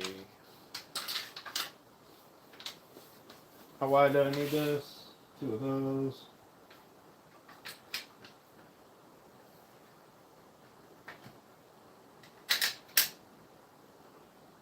Okay.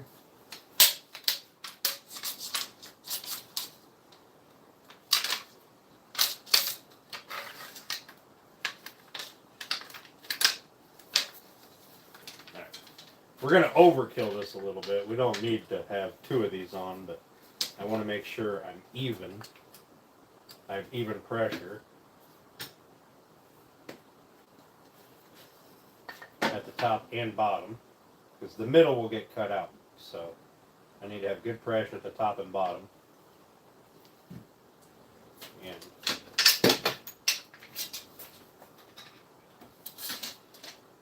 we're going to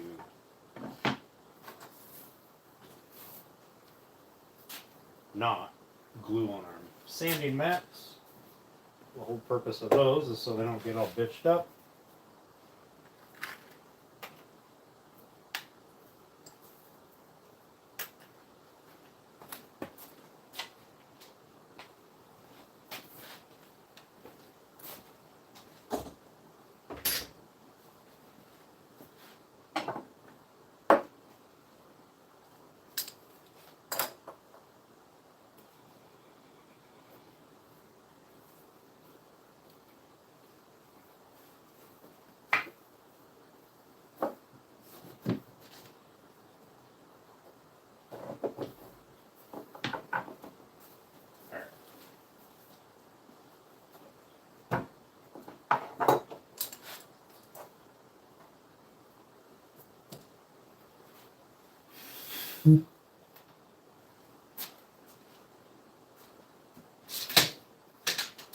So, we're going to take these 2 little guys, put them down here.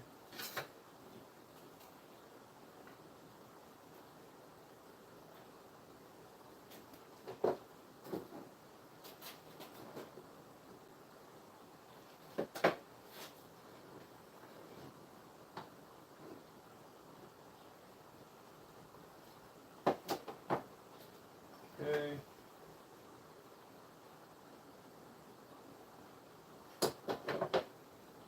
They need to go that way.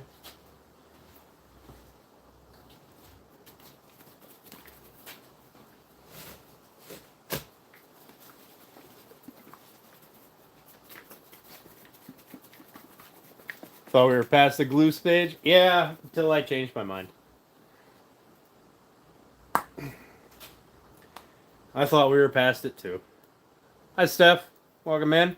Hi, Gustavo. How you doing? Thanks for coming. I changed my mind since we're doing a router panel. It was either glue these panels together so that they don't do this. Like, I don't want any amount of wiggle here. It was either glue these panels together or make new panels. So, we're going to glue these together. Because that's the more logical thing to do. And we're not going to put on a ton of glue.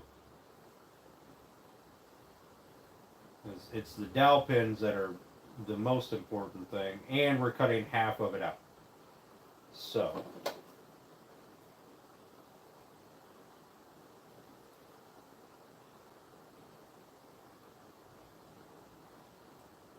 we're going to put on a little bit of glue, but it doesn't have to be a lot.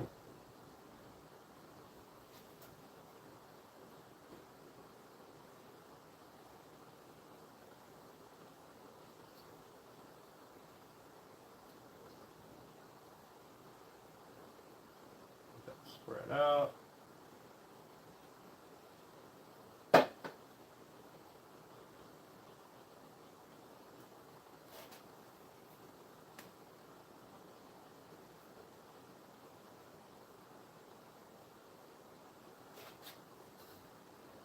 This spread out.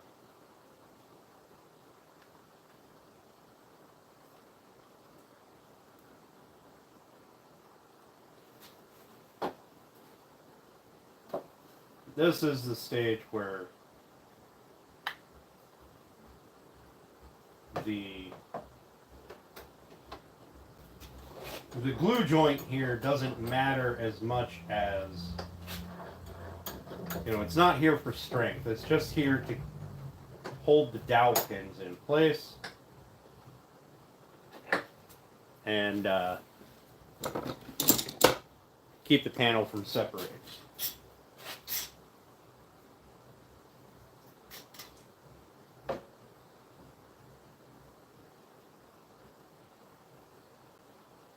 Put a little bit of pressure upwards. We are going to put a thin piece of scrap on each end. Pull them down. Oh, that's too thick. Thin piece of scrap on each end.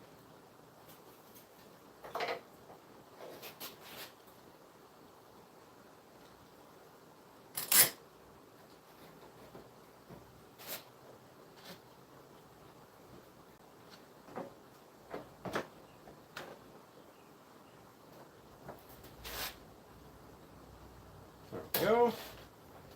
Pull that together. Pull that together.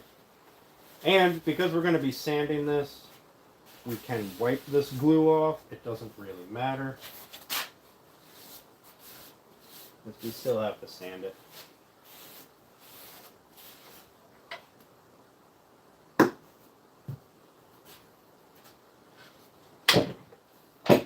This made the process a little more annoying and time consuming, but I think it'll be worth it in the end. Instead of getting the panel glued up and finding out that these aren't flush above and below the heart, which would only serve to irritate me and make me throw the whole thing in the burn pit. So, we're doing this for a little peace of mind and so that I can actually complete a project.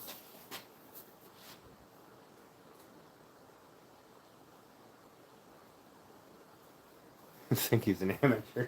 That would be nice. That would be super cool. That'd be super cool. But I doubt it. Alright. Now, we didn't put anything on the sides here because this is the part that's going inside the maple, so it doesn't matter.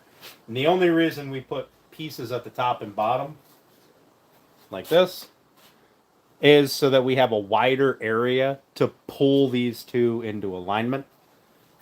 Right? That's it. No other reason other than that. So, we got those in alignment. They're nice and flat. Everyone's happy. So, we'll set this over here. That'll be dry tomorrow.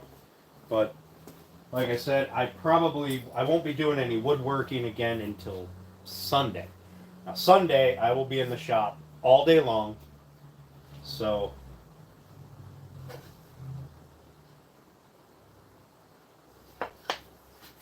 I will go live early in the morning.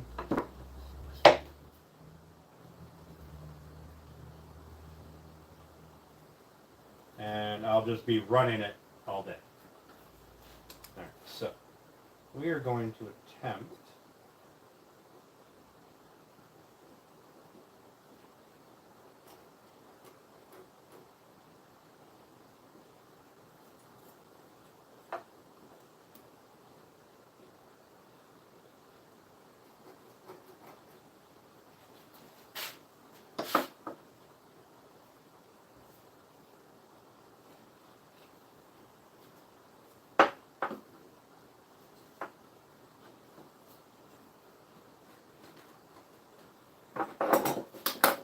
I wonder if marking them both at the same time will help me avoid having to adjust.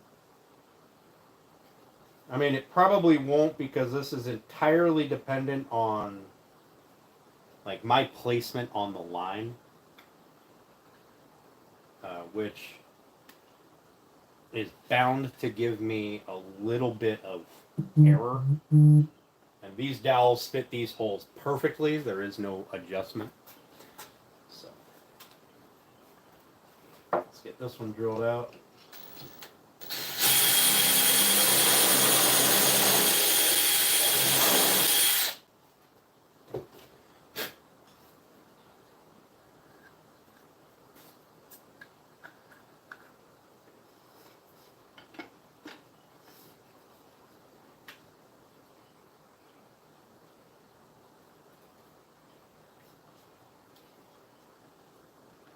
Now, I could maybe force them into alignment if it is just a hair off,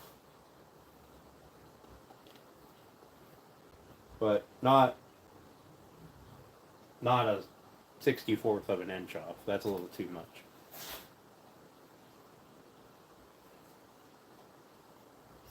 Hell yeah. That'd be awesome to watch, Grumpy. I will probably be in Ohio.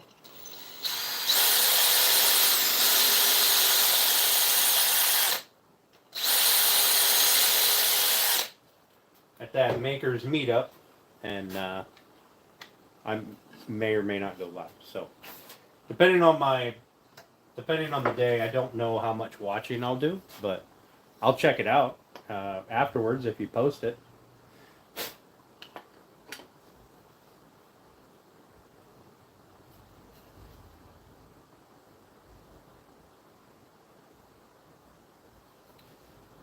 Now, alternately, what I could do is, assuming that the tops of these are perfectly even, which they should be, they were cut the same board, is I could set my depth to the jig and just butt them up together, and that should eliminate any nonsense. We'll see.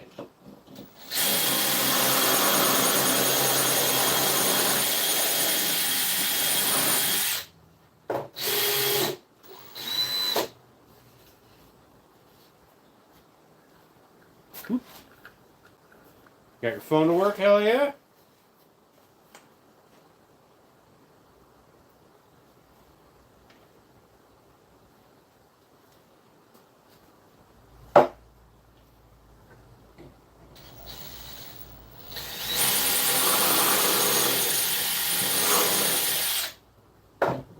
Well, that wouldn't work on the bottom. I'd have to have two, which I do. I'd have to have two different setups, so I'd have to reference this top edge for both of them. But that's a possibility. We will see how this one works out with that stuck in there sideways, that stuck in there sideways.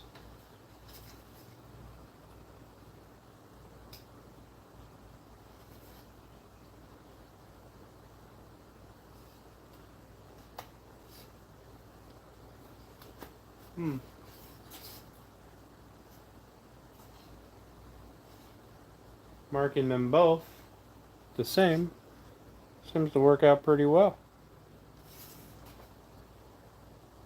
Check my cash out.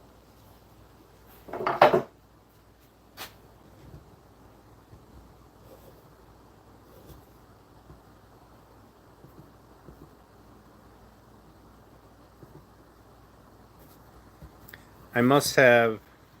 Hang on a second. Sorry, I'm back. Um, Alan, the hell's that for, bud?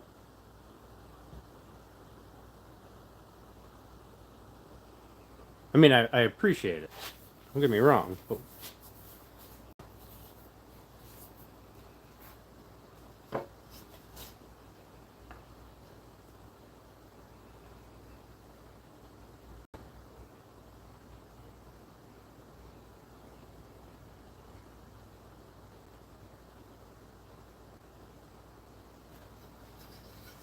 thank you.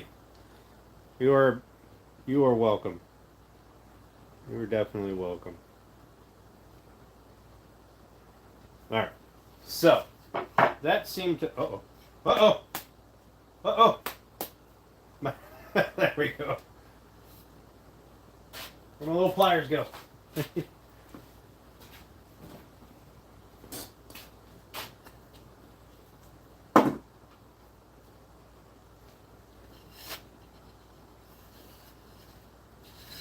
Wayne, how you doing, bud? Thanks for coming. I appreciate you. All right. What did I do with my? What did I do with my dowel rods?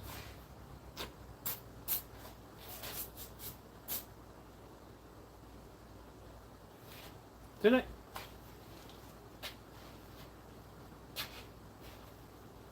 Kind of got me off for Hoodle. Right.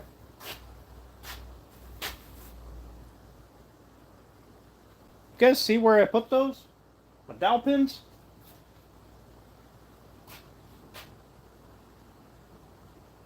Remember, I put them in that little cup that I had here.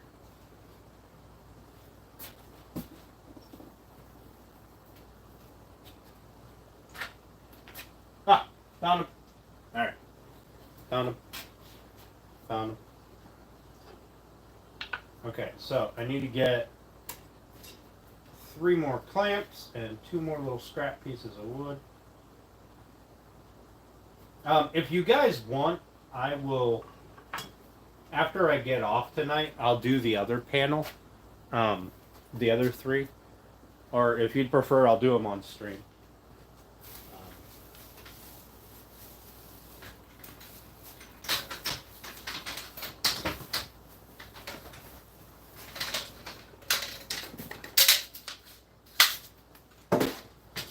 You know what? I'll probably do them on stream because I did say I would do the whole thing on stream, and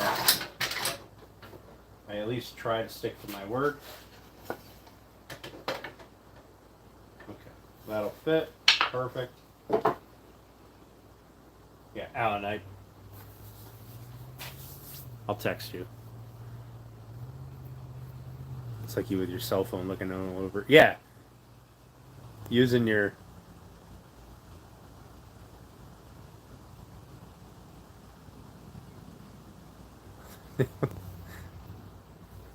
Yeah, you're using your flashlight to find your phone. Like your flashlight on your phone as you're looking around. Or texting someone. Hey, have you seen my phone?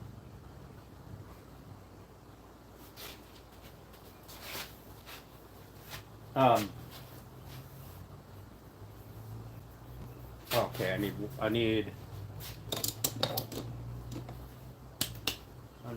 oh, I need a pad for that. Oh, I guess I don't really need a pad for that, do I? No, because it's going to be against a little piece of wood. So let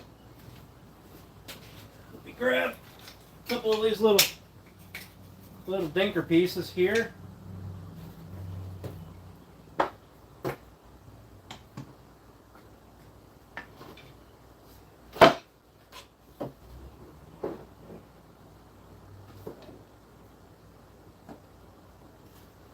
want these to line up pretty close to the dowel pins.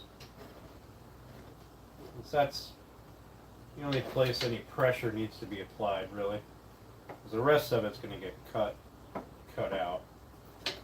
And then what we'll do is we can then sand the entire panel nice and flush and flat. And I know cross grain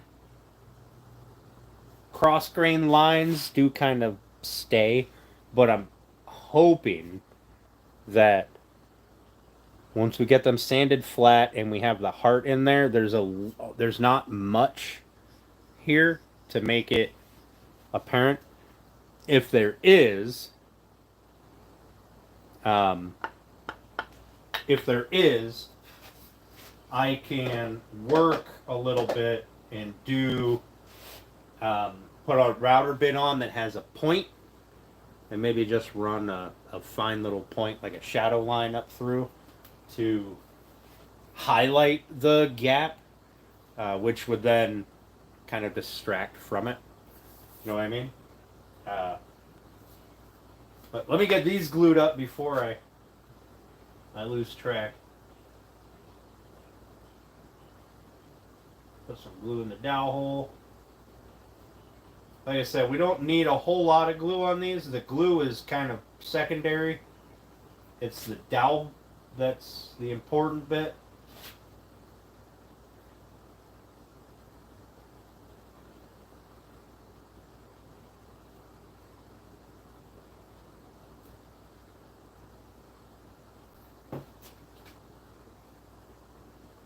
But since we're here, we might as well. Now, the other way you could do it is if you're not really interested in gluing the pieces together, you could just rub the glue on the dowel. And I mean, that's not a bad idea anyway.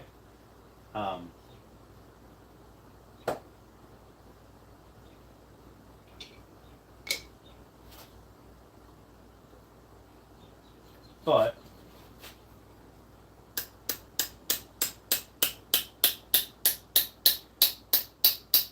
and these are fluted dowels, so the glue actually has some place to go.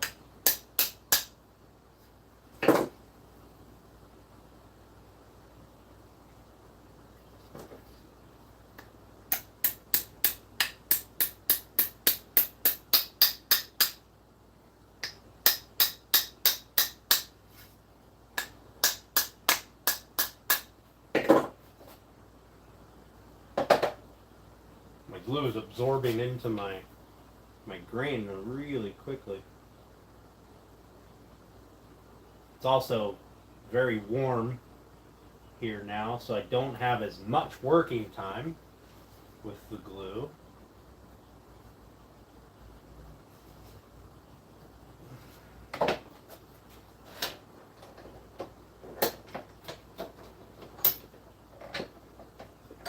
Actually, I don't need that end panel.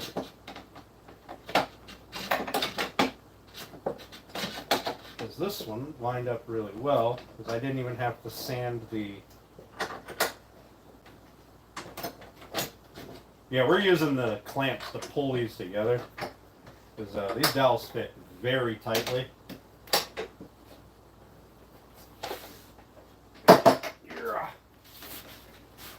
And I don't want to beat on the wood.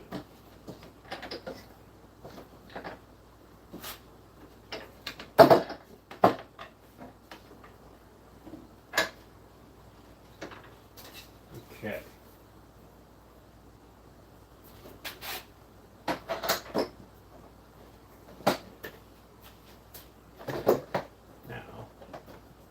Now that we're together,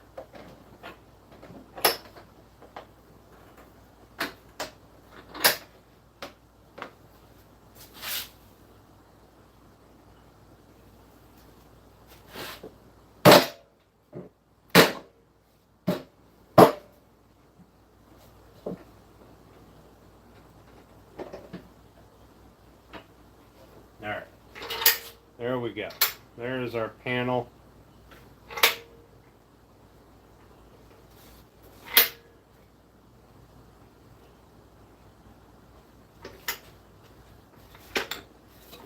Like I said, we don't really care about this area because this area is going to get cut out into a heart anyway.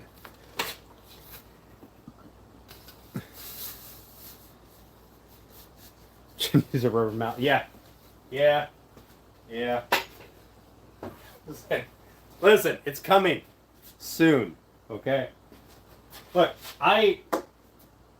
I keep forgetting to ask Steve to make me a mallet because he does lathe mallets, right? So they're carving mallets, but the mallet that I want to build is super simple. I just need to do it. In fact, maybe I can get Steve to assist me with it. Maybe I can get Steve to turn me a handle on the lathe and leave a section open or flat stock. Maybe. Maybe I'll email Steve. All right. We've got one more to do. Let's get it done. I do have a rubber mallet, like a little one. I just don't know where it is. Oh, I know where it is. It's in the house, on the kitchen counter, where it absolutely belongs. 4x4 block of hickory and a hockey handle. I mean, that would work too. Yeah, for sure.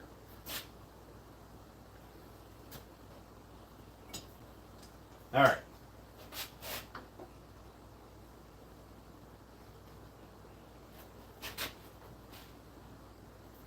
So we are going to use that to kind of stabilize that.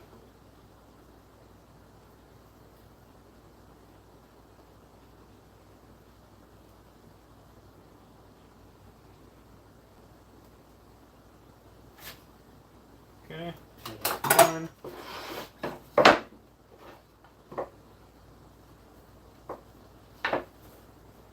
Keep that line lined up.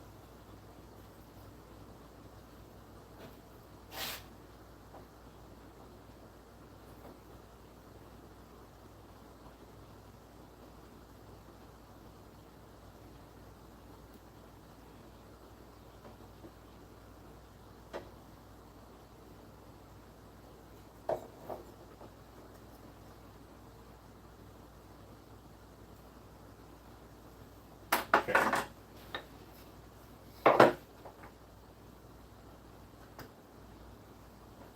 So get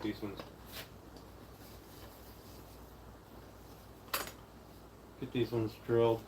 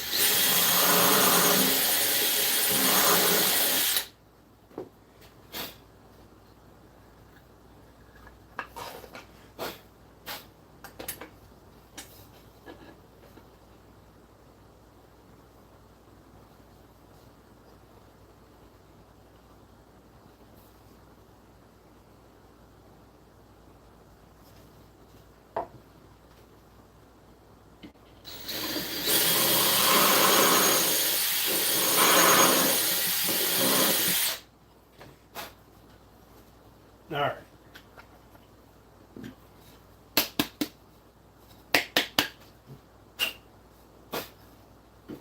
Let's put our little test pieces in. Our little test dowels. Make sure it will be good.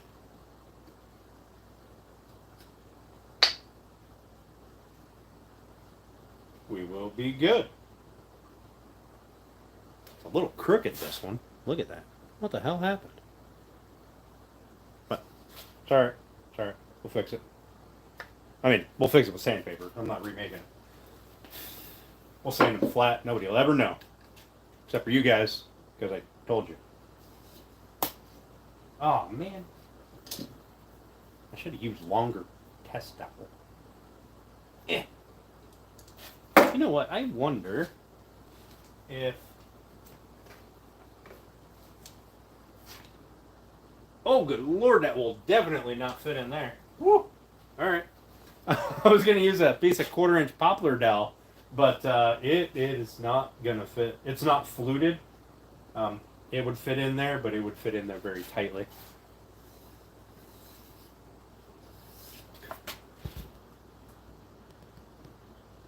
Some dude with shaving cream on the mic? Oh, God.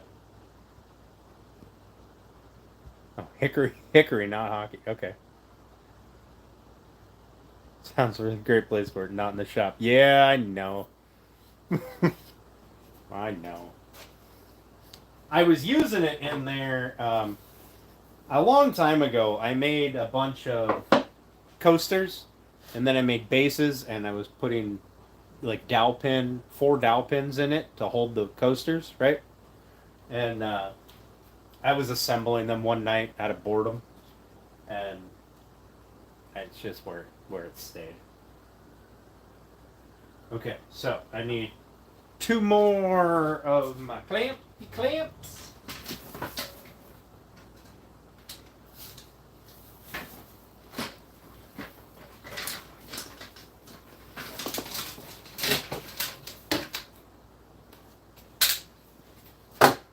Okay.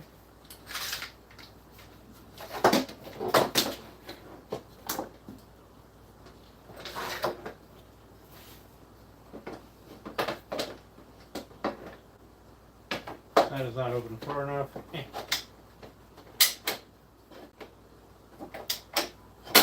Missed it by this much. All right.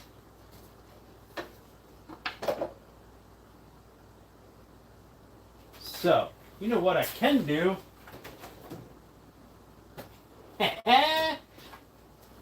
Broken hammer handle. Whack, whack. And it's, I don't know, either oak or hickory. One or the other. I would imagine. I wonder if I could just flatten that out and use that as a mallet handle.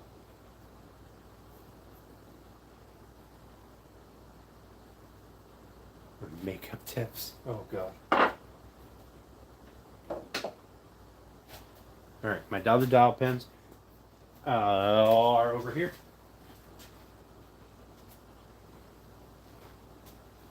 Alan, I really appreciate that, man. Absolutely not necessary, but greatly appreciated. Thank you.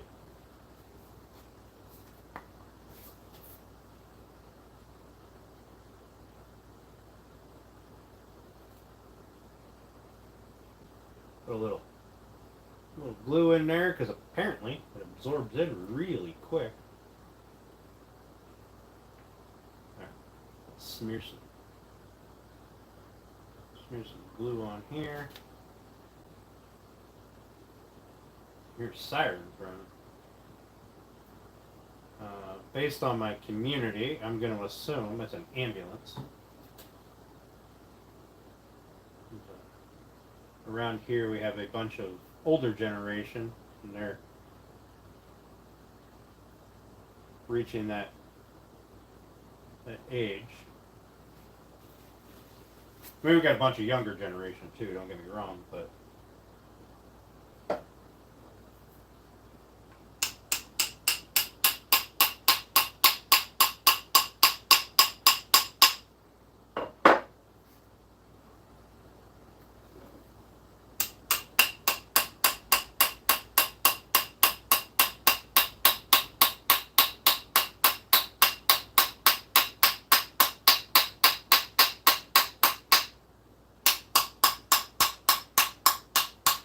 now, hydraulic pressure is a thing, guys. So if you're driving, you know, like I just did, like I filled those holes up pretty well with glue, and then as I drove the dowel in, it pushed glue out.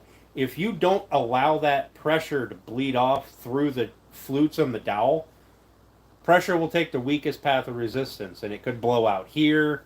It could blow out back here. Um, so be careful.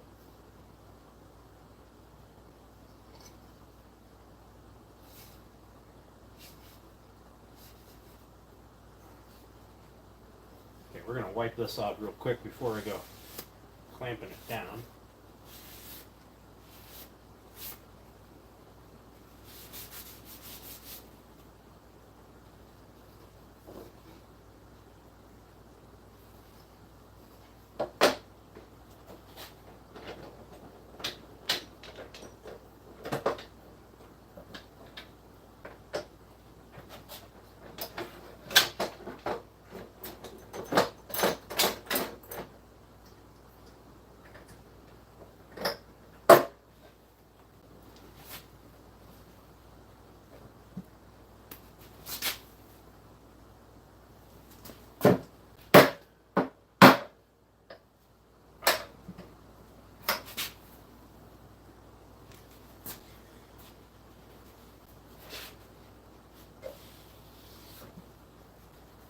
Anyway, the point being, the pressure will take the path of least resistance. If you make it easier for it to split the grain and come out, that's the way it'll go.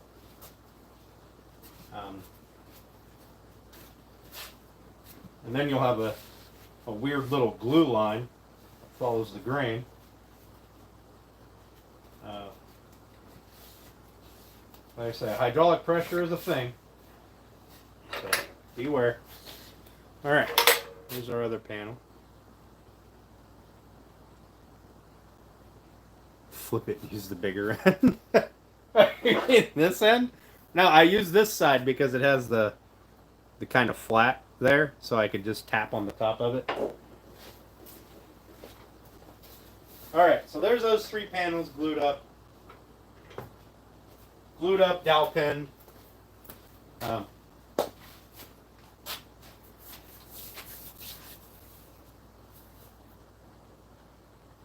I could probably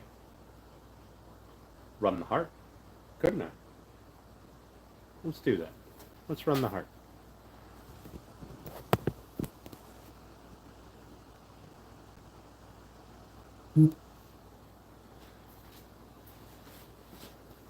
Let me clear stuff away from the laser that had worked overtime this week. We'll use this here piece. I'm going to cut this oversized with the laser for now. I'm not going to go crazy over. I'm just going to go a little bit over. Because I don't know my exact width. Actually, I can find out my exact width. Hang on.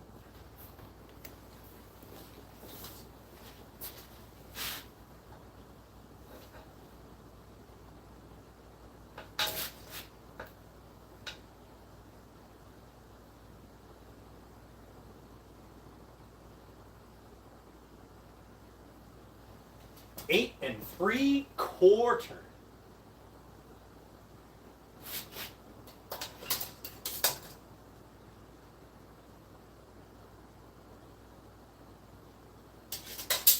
Eight and 3/4 on the dot. And so it's going to be 8 and 3/4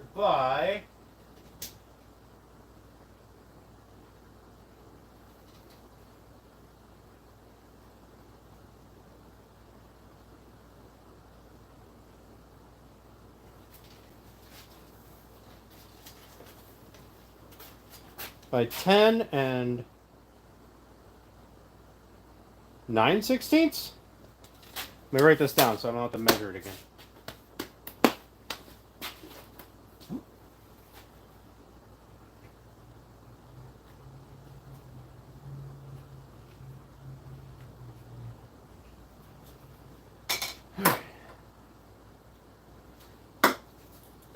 Someone quick, do the fraction for 9/16 for me. I need it to be in a decimal. For 10 and 9/16, it needs to be in a decimal form.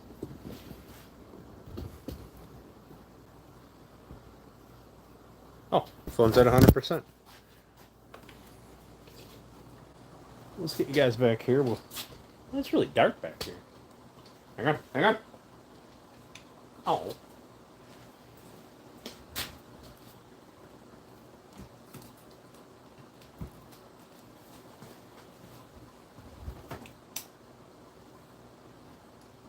Hey! Light. So 10.562. Thank you.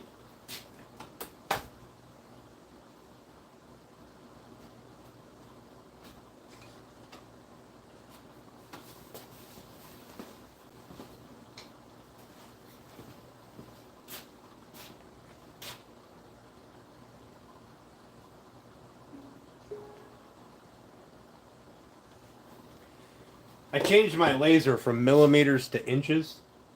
So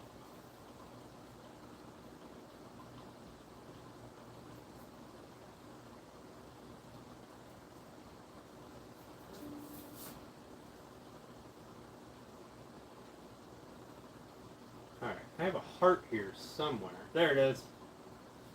My balloon heart. Did I save it to Lightroom? I think I did. I think I saved it to Alan's folder. Alan has a folder on Lightroom. Actually, everybody that I create any laser engraving for has a folder in my art library.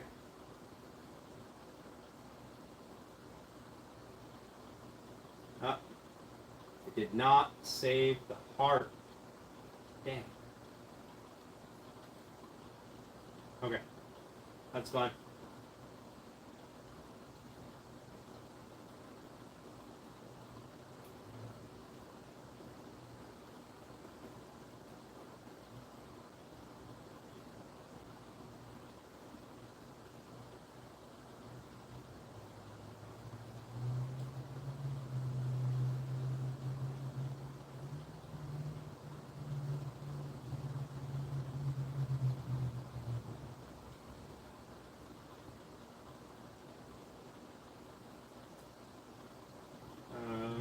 What did we do?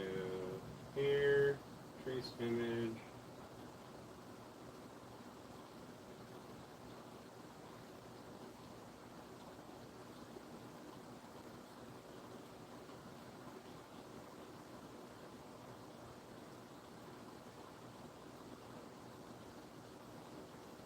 Go.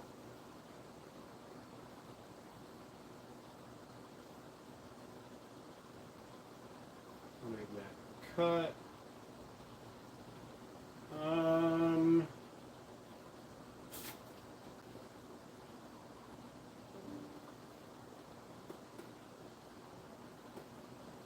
Valve Premium Edition. What the hell is that? Go away. Stop giving me pop-ups, Windows. Piss me off.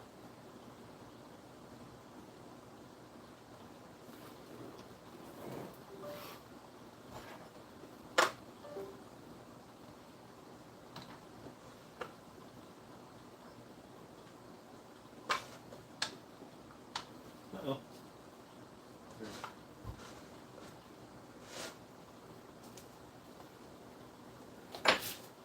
Why is this not sitting down where it's supposed to?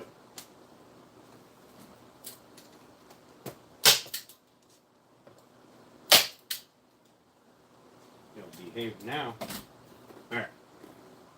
So I need a box. Yoink.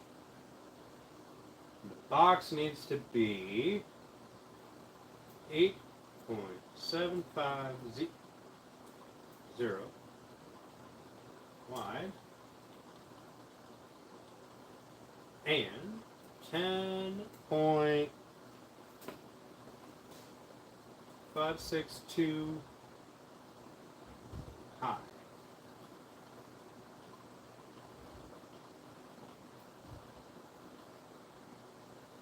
is the size of my cutout.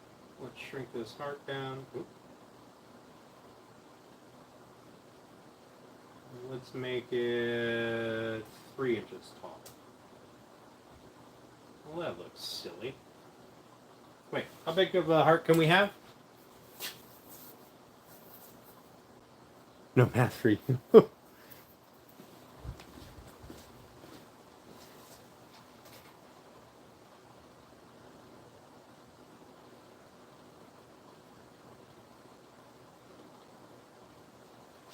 We're going to be up to 6 inches tall.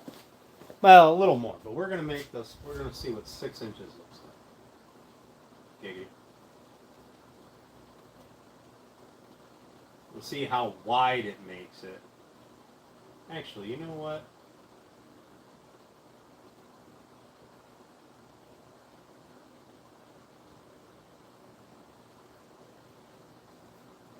We don't want it that big because that will then be almost 6 inches across. We need it to be a little smaller because of the baby.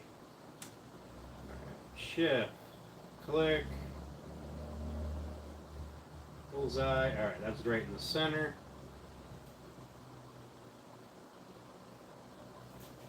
What do you think, guys? 4 inch? You think a 4 inch? What's up, Pernell? How you doing? Thanks for coming in. What do you guys think? A 4 inch? What's our? Yeah, 4 inch high, which would be about 4.5 inches wide.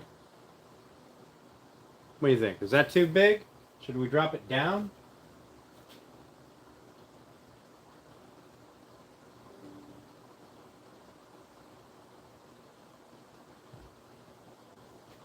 Maybe 3.5 inches wide? What do you guys think? 3.5 inches wide would put it at just shy of 4 inches tall. Right? So we're keeping the... So on here, I can lock the aspect ratio. I know you guys can't see what I'm doing. I should probably move you guys over here. I still don't know if you can see what I'm doing. But I can lock the aspect ratio of the height and width, so I keep it the right dimensions, the right proportions. I think 3.5 high, so it'd be 4 wide, or do you want 3.5 wide, which would then make it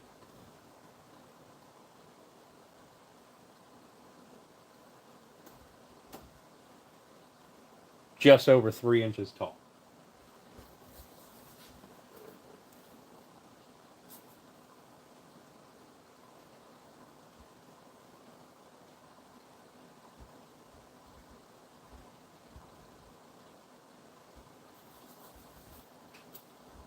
What do you think? Oh God, you can't see nothing, can you?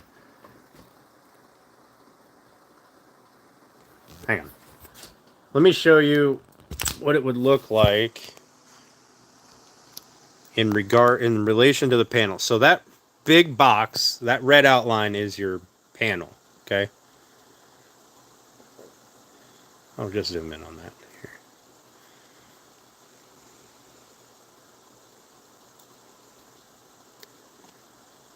Oop.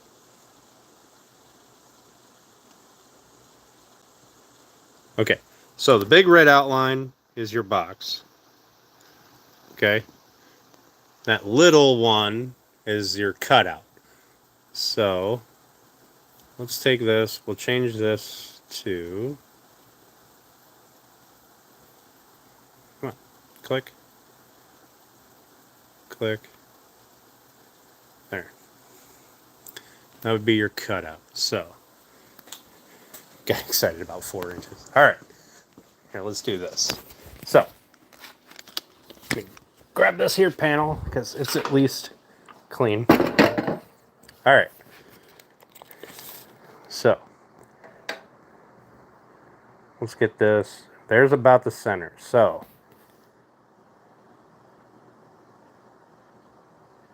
three inches. So, let's just go from 4.5. 4.5 will be center. All right. I'm gonna get my stupid thing to quit hooking on wrong stuff. 4.5 is center. Here we go. Hey Janelle, how you doing? So if we go to 3 inches wide, you would be from the 3 to the 6 wide. And that would be 3.5 inches tall. Right? 5.25 would be center here, but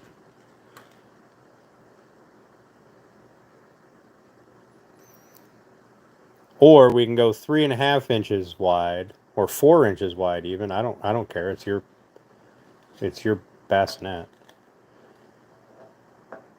If we went 4 inches wide, you would be what, 2.5 to 7.5? No.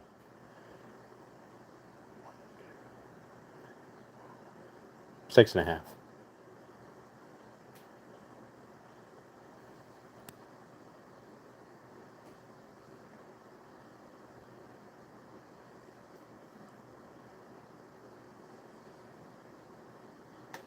Four inches is big grass. Three wide.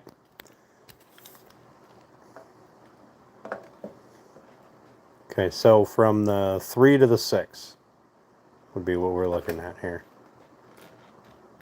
That would leave about 2 inches extra, and that'll make our top to bottom 3.5. So I think that'll look good. That'll be the 3.5 portion will be the top of the heart to the bottom. What's up, Upstate? How you doing? All right, so let me get you guys turned around here. All right, so 3 inches wide, which is what we're at now. We're just a hair over. It's 3.064. Oh, no. I'm sorry. Width. Hang on. If we go to 3 inches wide,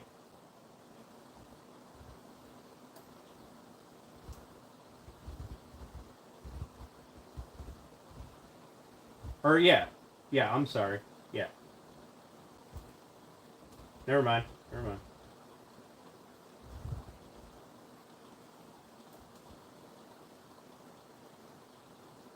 Yeah, I'm sorry. The height would be 3 inches if the width was 3.5. I know grass. All right. Anyway, let's run this and see what it looks like, and then we can actually compare that on the thing. Right. I'm just using leftover scrap material to cut, so it doesn't ultimately matter.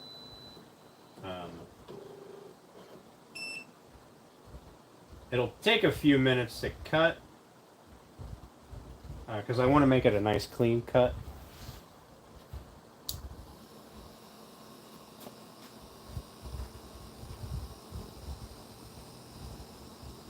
Make sure my air is actually working, but it'll take a few minutes to cut. I'm going to make it a nice clean cut, so I'm going to do it a little slower in a couple of passes, but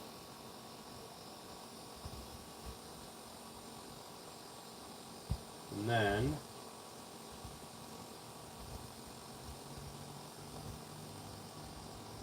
so we're going to frame it. Oh, I'm not connected to the laser.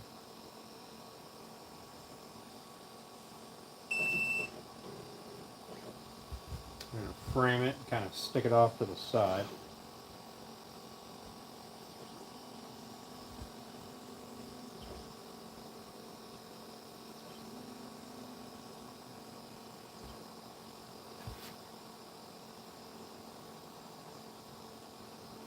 Actually, I wonder if I just rotate this whole thing 90 degrees.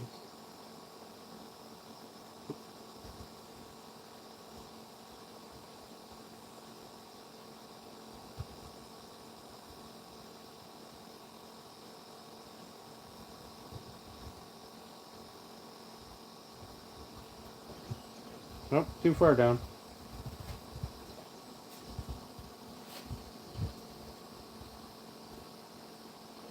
But it will fit there. Okay. Yeah. Oh. I forgot to staple that down, so now I can't move it.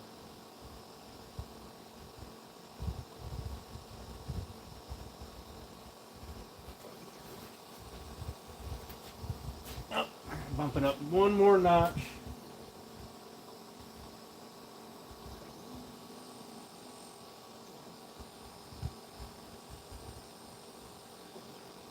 There we go. All right, when that's done framing, we'll run a cut. We'll hang out. We'll have a drink. I'll open the door so that the smoke doesn't go crazy in here. Let's see. It says it's only going to take about 7 minutes to cut it. So I have it doing 10 passes. We'll see if that's enough. Because I am cutting directly onto another thing, so there's no air gap under there.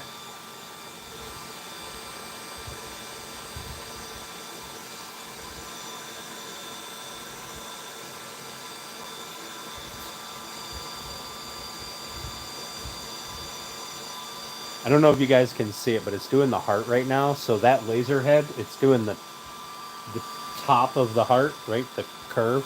So the laser head is like each motor is moving, like it's just jerking to make that tight curve.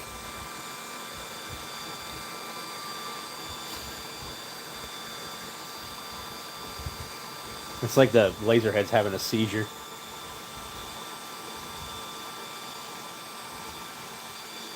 Anyway, so it's going to do that 10 times. And then it's going to cut a box. The box is going to take next to no time. I may have to run it again if the pieces don't pop out right. But we'll open the door, let some fresh air in here. I'm not going to open the window. I have my blower fan in the window over there. I'm not going to open the window, blow it out, because it's not going to be running for long. And I've got enough fans circulating air. So we're going to have a drink. Shoot the breeze for about 6 minutes, and then we'll put that piece on here, and well, however long it takes for that to get done, we'll put that on this piece, and you can then see. Maybe I'll trace it out so you can see exactly how big the cutout will be instead of looking at a tape measure. Beer or a good drink? I'm gonna stick with. I'm not running power tools anymore. Let me, you know what? You know what, Grass? That's a valid point, Grass. And my whiskey stones are cold. The glass is cold. I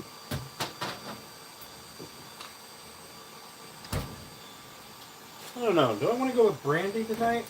Nah, I'll go with the Maker's Mark. Maker's Mark seems fitting because Maker. I mean, I'm just running a laser. I can't mess that up. Did I see Janelle was in here? Did I say hi to her?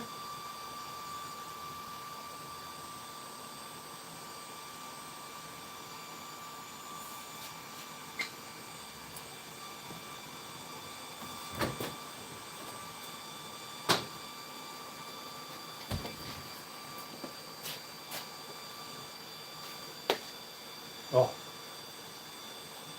Look at that. I don't know if you guys can see it. The steam coming off that glass. I don't know if you guys can see it. Hey, Janelle. Oh.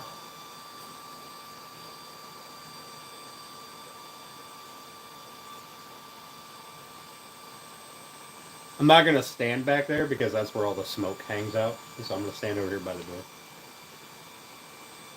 And,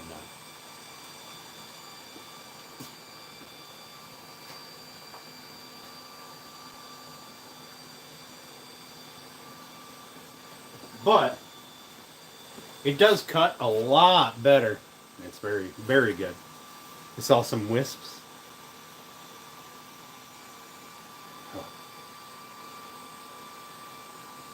it cuts much, much better with the air pump that works.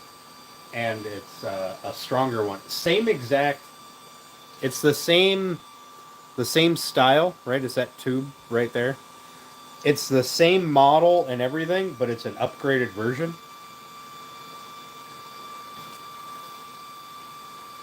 I guess their upgraded version is a little more powerful. Hmm.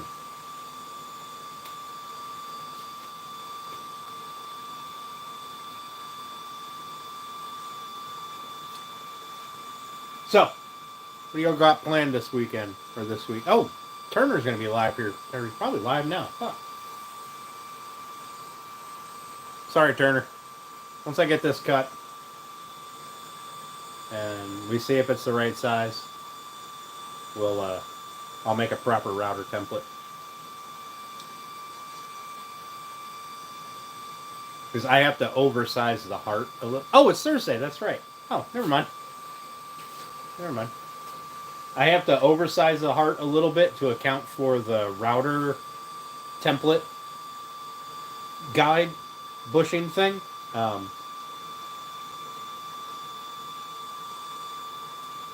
So the pattern will be a little bigger to account for, it'll be about, I don't know, a quarter of an inch bigger. Depends on what bushing I use. But the heart will be the same size.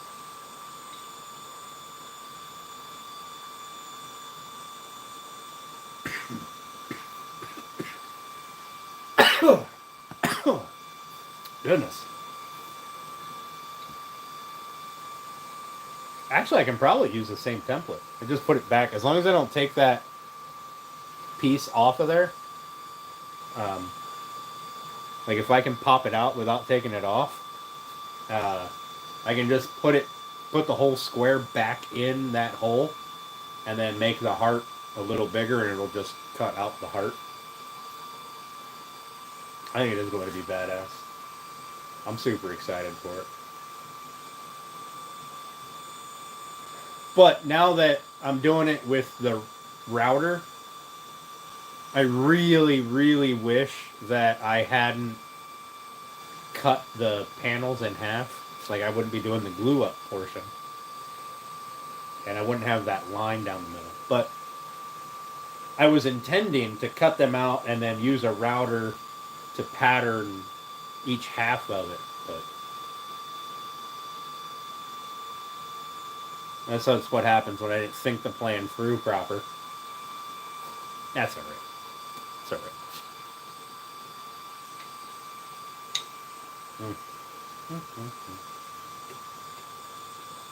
I'm just watching the laser. Hey, we can probably put you guys so you're not just looking at me. There you go. You can see the laser back there. A laser sticker will look good. You wanted a sticker? I don't know if I can do a sticker. I can do it on a little piece of wood. Or a big piece of wood. So I've been toying with it, kind of off and on, trying to get my 3D engraving down pat. Now it's going to cut the box. And then I'm going to run yours. I'm going to run your logo.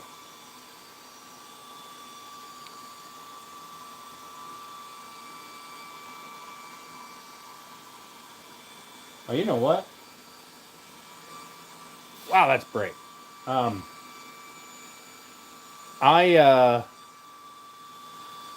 forgot to reset the laser head after I stapled that down. Now, because it's cutting onto another flat surface with no gap there, I may have to go over and play with it again, make it do another couple of passes. And especially since I didn't lower the laser head down, it's supposed to be like that far away, right? Real close. That's the focal point. I mean, the laser has a long focal point, but it cuts better the closer it is.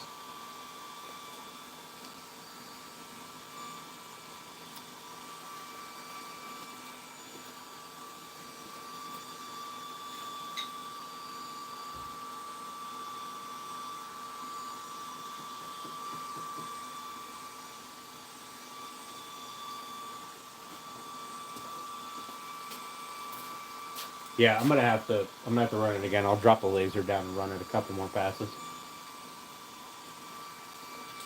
That heart isn't free. It should have been free, but it's not. I don't know. But it was 7 minutes to make 10 passes. Well, at least that's what it says anyway. We'll see. Its time, its counter is a little bit off. It's actually not that bad over here. It's not doing a ton of. It's not making like a ton of smoke. So we can put you guys over here to watch it. As soon as I can figure out how to set my.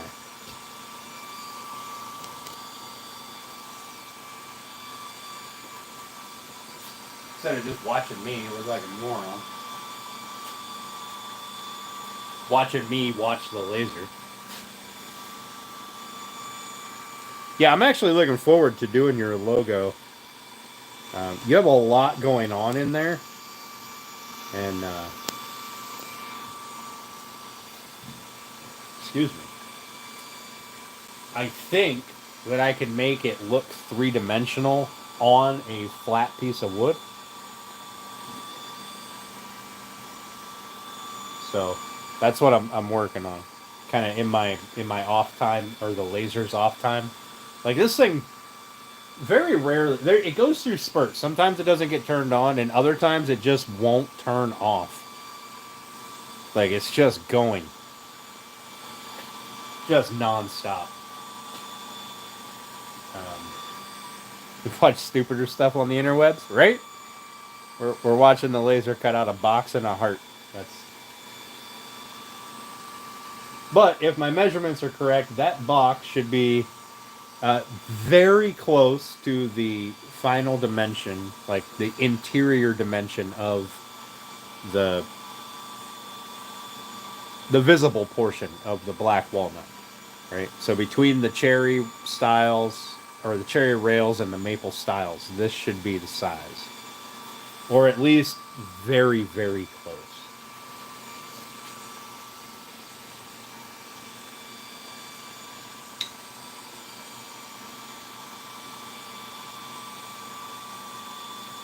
I'm not very good.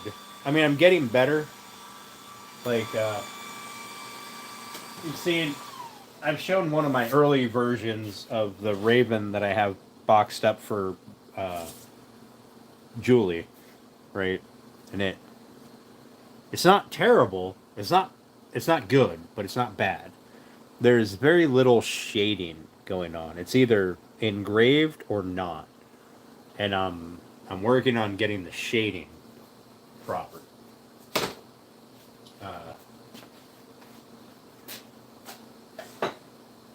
Which is the hard part.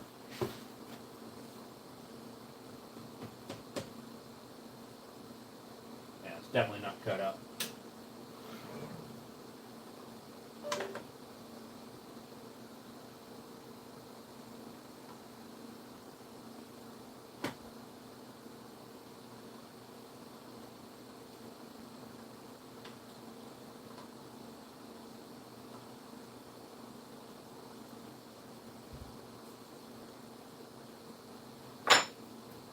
All right, let's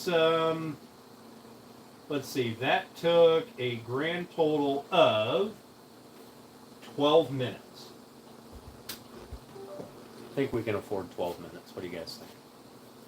Oh, you guys are just looking at my back this whole time. So we'll just run it through a second round.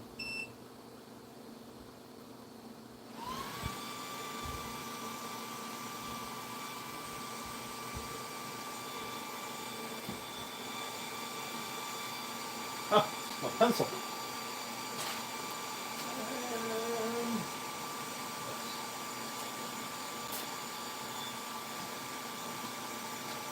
And my whiskey. I gotta be honest, these whiskey stones are nice, but I kind of miss my ice ball. I should get my mold out. Just put it in the freezer out here.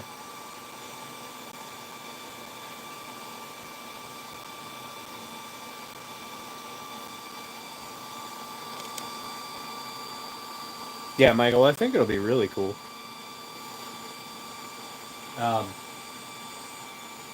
like I said, you have a lot going on, and when I convert it to black and white, uh, like a dither image, um, I really think that I can get it. I can get it 3-dimensional.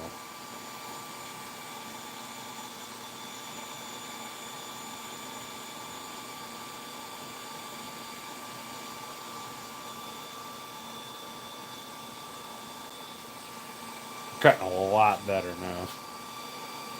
But like I said, it is cutting onto a flat surface, so I don't know what the backside is going to look like, and it may take a couple extra passes.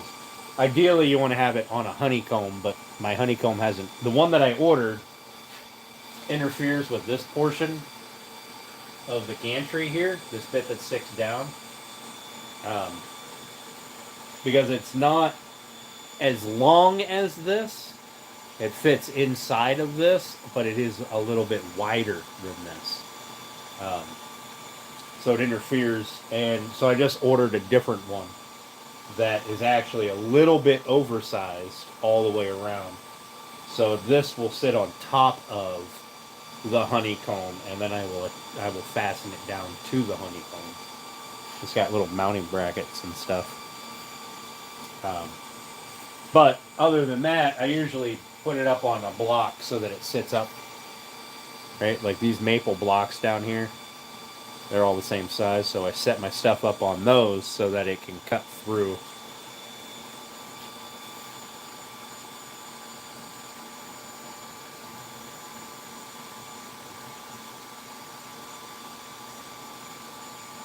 Yeah? That sounds interesting. I could get behind that. You mean like a model room? Like a I don't know what the term is. A diorama? I don't know. A dollhouse room?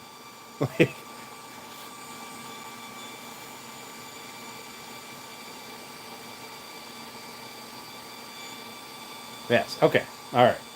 You say like a full on room, that'd be a lot. But a diorama kind of deal, you can definitely do that out of ply and make little tabs on some pieces and notches or holes on the others so that they like piece together, right? So it looks like this. It would obviously be surrounding the piece, giving you all the middle finger. So it'd notch together, and then you could glue that up.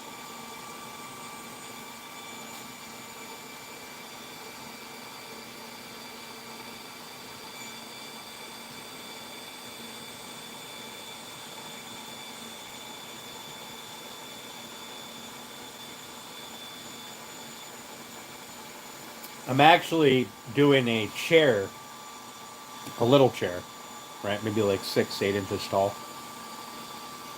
for a lady.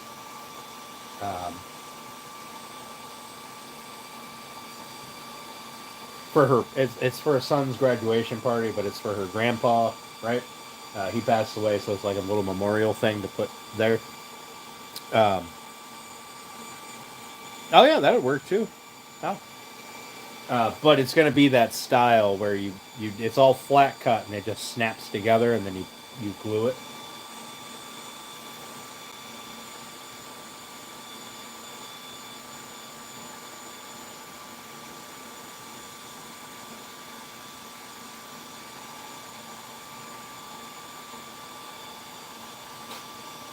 It's been running for 5 minutes. So what did I say it was? 12 minutes the last time? So I'm guessing another minute and it'll be done doing the heart. The heart seems to be the slowest portion of it.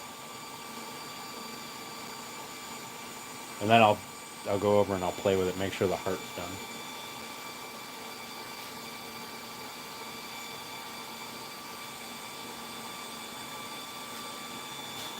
I know this is kind of boring, but it gives us something to play with here in a bit. Once that's done burning through.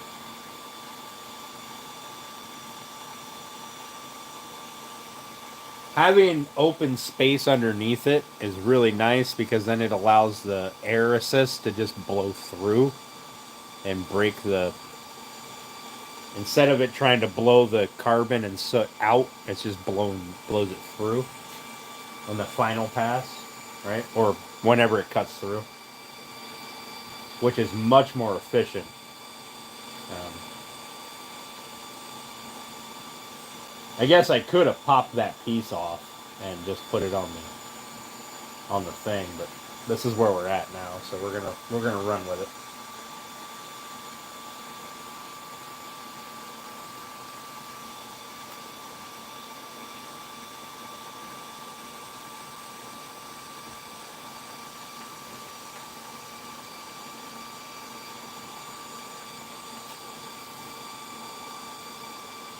Trying to smell that maker's mark. Now, Alan. Now. You got like 20 years or something like that, I believe you said.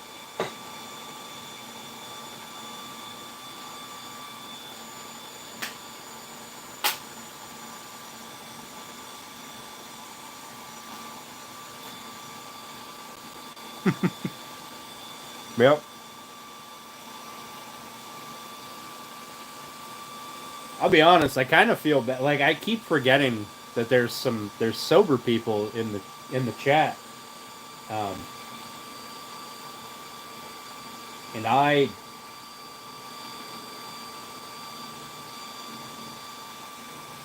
don't know what it's doing there. That's weird.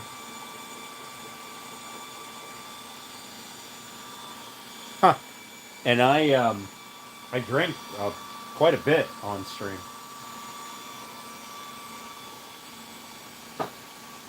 Sometimes I feel bad.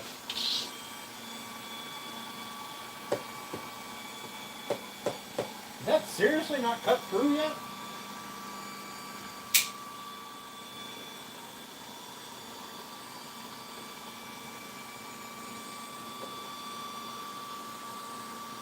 Wow. We may just redo it. Take this other panel off, flip it over, and be done by now. Oh yeah, I have a razor blade here somewhere.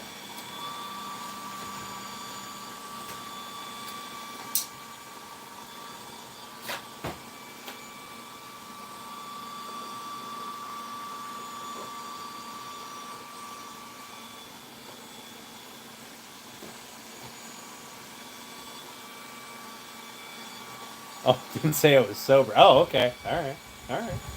That's fair. Non-drinking persons. Non. Yeah. Oh.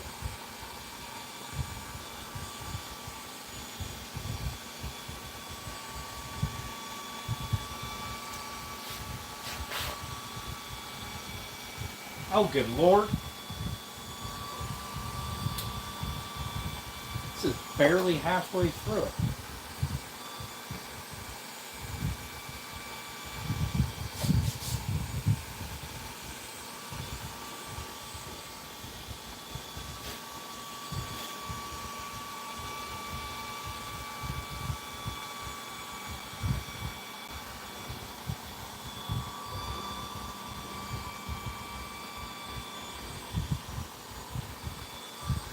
Why did it move?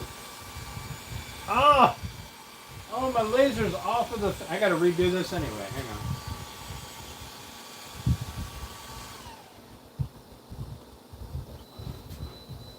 on. My laser came out of its place.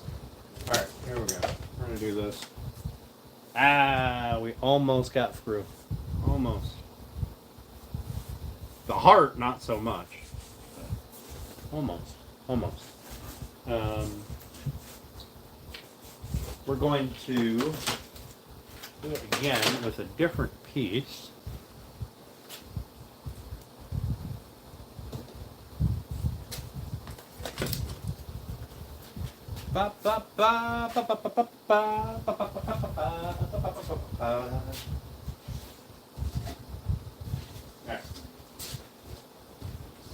we're going to cut it on this one. But before we do, stay. We're going to pop this one off.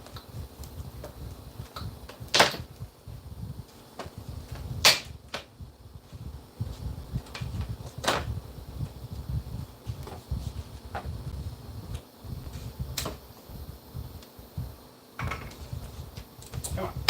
Be a pain in my dick.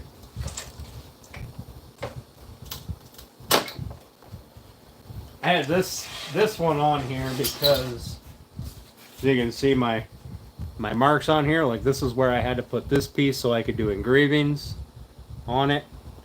Right, I had 4 of those, and then this was the box for some plaques that I was making so I could get those done. That was my alignment here.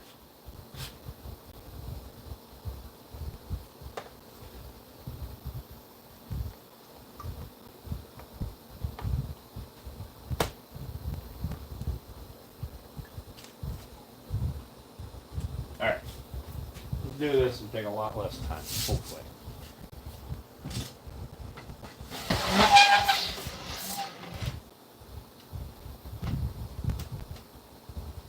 Sorry guys, I apologize.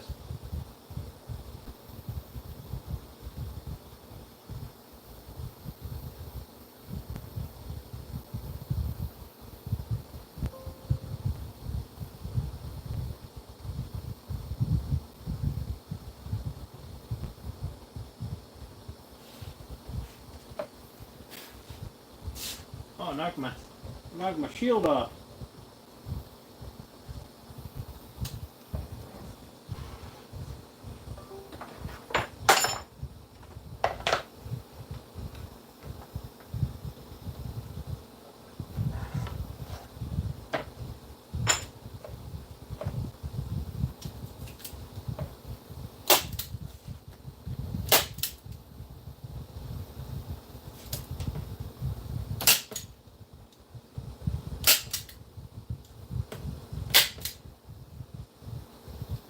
Steak out. Bless it. Hot. Alright.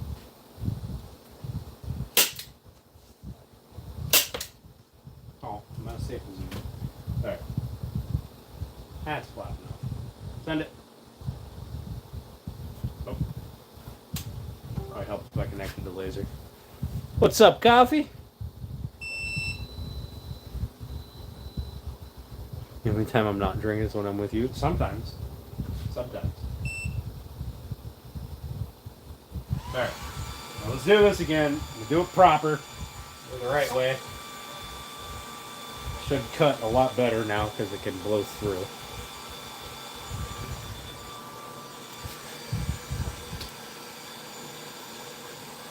This is a little thicker material, but it's alright, because if I'm using it as a router template, then I kind of want it anyway. Right, Michael? I don't have a drinking problem. I can drink very well.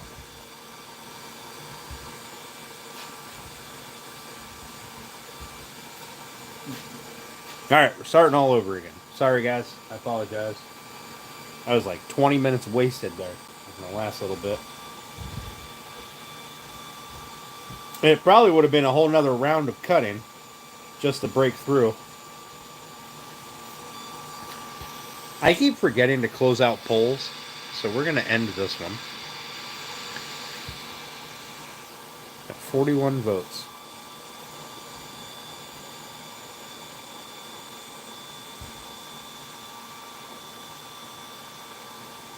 The who are you and where's Sergeant Grass, and totally in a weird way, you are my people.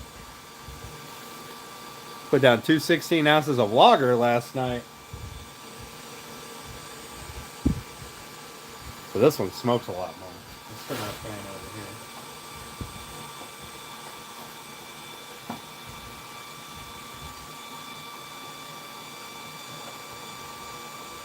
Gotta circulate that through.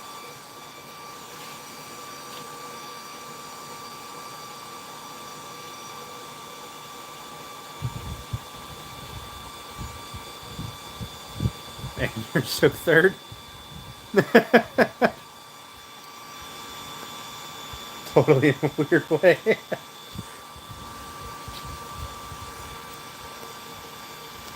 It smells funny in here. That's hilarious.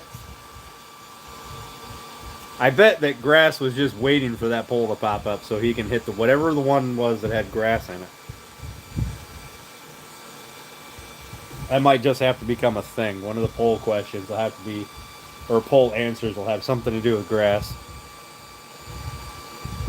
Better than watching a guy give makeup tips. I mean, you voted for the Sergeant Grass one? Nice, Lucy. Or Luca, whatever. Thanks for coming. Tried to troll till you got banned. You got banned for. You got banned from a dude giving makeup tips?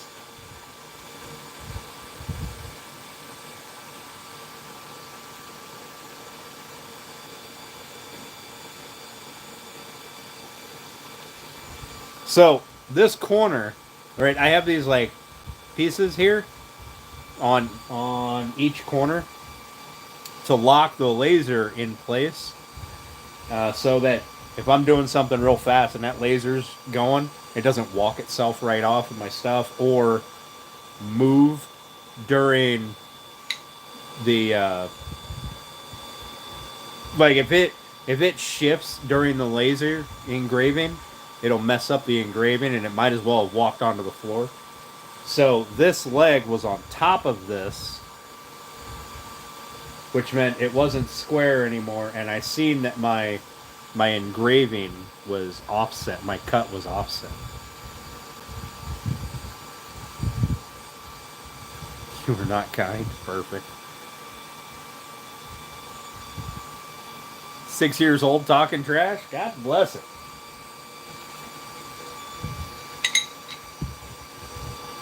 Fucking kids.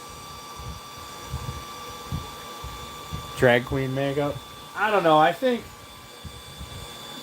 the drag queens look more like clowns anymore. Like there was that TV show on for a while. I don't know if it's still on. Like RuPaul's, whatever. I don't know. I don't know. I'm not a huge makeup person. Like, I'm not a big fan of it. Like, little bits. A little bit of makeup can go a long way, but more is, or less is better, I guess is the phrasing. Some of those, I mean, I'm sure watching him put it on is probably entertaining. I mean, Christ, I watched the Joker movie, and half of that was him putting on makeup. And I thoroughly enjoyed that. Nice, Coffee, nice. Coffee, did you pop onto my poll? Or not my poll, my post on my community page? Like Bozo the Clown. Good lord. Yeah, I think some people try too hard with the makeup. Girls, guys, girls, whatever. Like, all of them. I've seen some women that, some proper women that, if they sneeze too hard, half their face would fall off.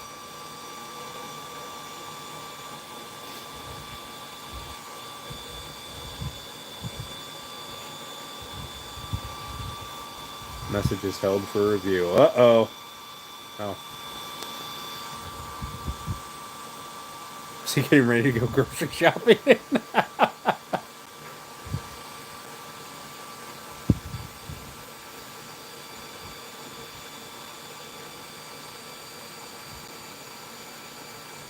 Less is more. That's the phrase I was looking for. One of these days, I gotta take some cedar pickets. When I can buy some cedar pickets again, because some nitwit keeps buying them all. I really hope he's building fences. Just couldn't scroll on by. Tammy Baker style. I don't know Tammy Baker.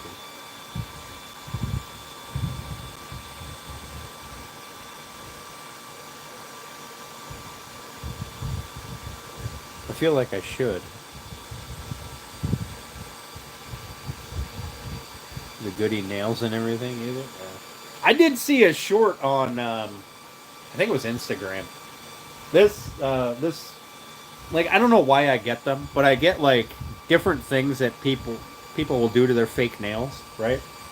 And probably because I've watched them till the end, so Instagram thinks that's what I'm into. Um, but I got this one, right? Usually this account, and I know the account, I see it all the time, but usually they're doing like cool pictures in there or scenes in each nail. This time, I don't know the name offhand. I'm really bad at it. This time, they did like a bikini, like the top, right? So you got your boobs in the bikini on a nail, right? With mounds of, I don't know, glue or something. And then on another nail, they had the backside with mounds of glue. Like it was, I think I sent it to Steph. It was, the whole thing was like, it was quite interesting.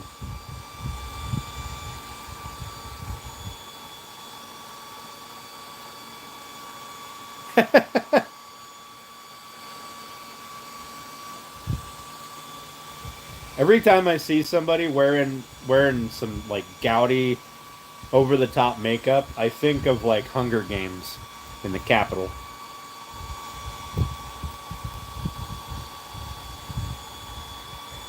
I wonder if this punched through. Nope, not yet. I'll have to do another run. If it punches through, you can see the blue light will flash underneath this piece.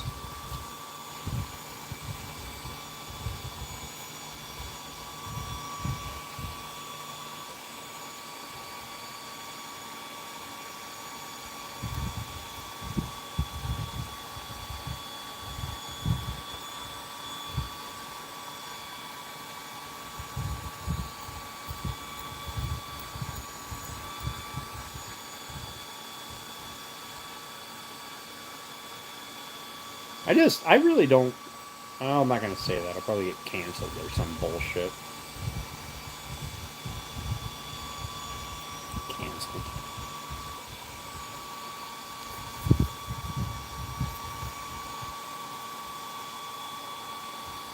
But, too much.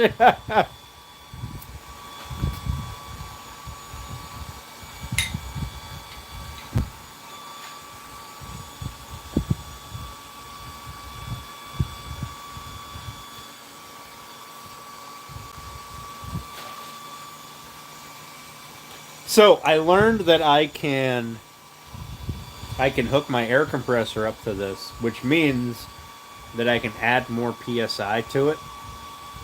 And now more psi isn't always better. Um, from my understanding, it's the way the nozzle is designed and how much of that air gets shoved through where the laser's cutting. Yeah, so much for freedom of speech. 100%. Freedom of speech seems to have died, well, I don't know, a couple of years ago now.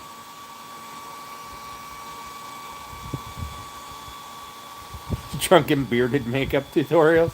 I will never, ever do a makeup tutorial. You can see, like, I don't know if you guys can see it. The light's starting to flash underneath, right? Starting to reflect off. It's cutting through. It's just not all the way through yet.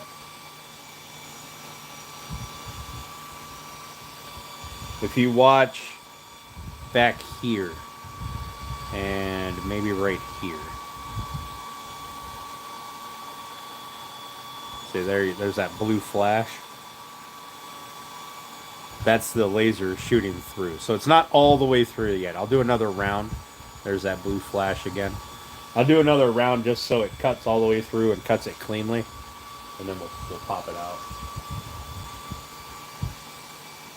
I think the heart will be the hardest thing to do, because every time the laser changes positions, it turns off for a split second. So the heart will take You know, it's a lot of little movements to get that curve. Um, so every time it shifts angle, it turns off for just a split second. I think we'd all watch.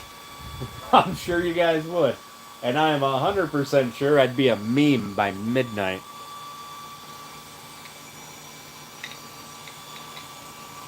Some of you people are ruthless. In fact, I'm pretty sure Grass would be the one sending me the meme on Facebook.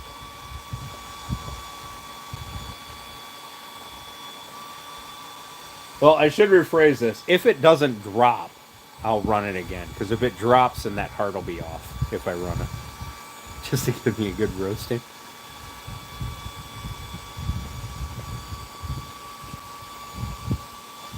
$10 p.m.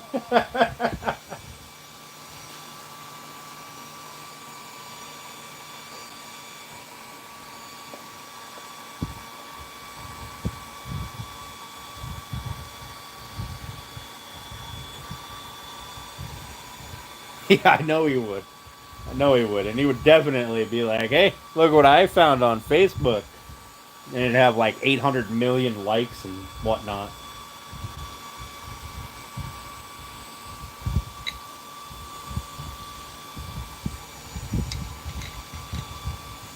Well,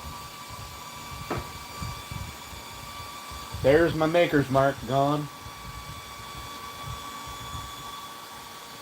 Kind of babied it. Use the blue eyeshadow. I mean, if I was to use eyeshadow, it would definitely be teal. Alright, because that's my color.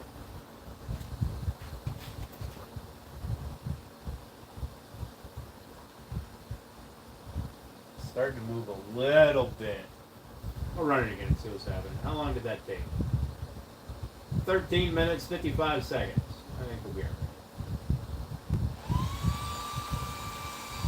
We'll run it again. Ain't got nowhere to be, right?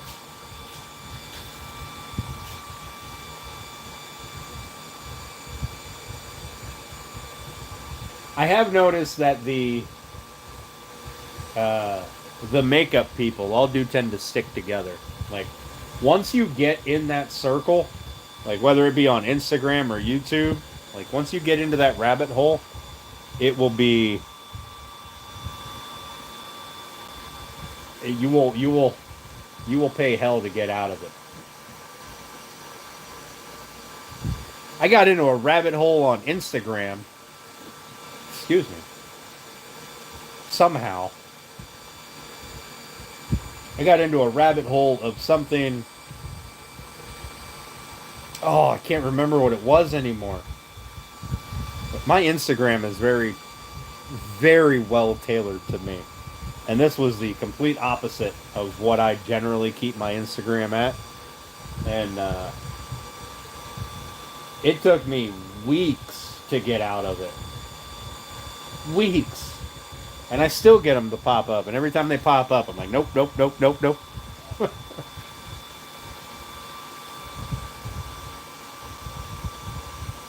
Steph knows what my Instagram's all about.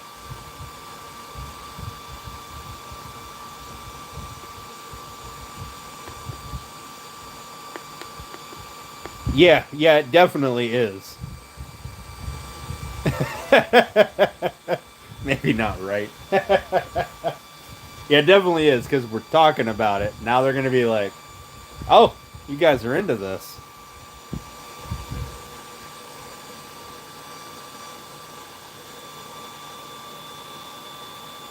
Hey, I got people to doing things to see. Oh, fuck me.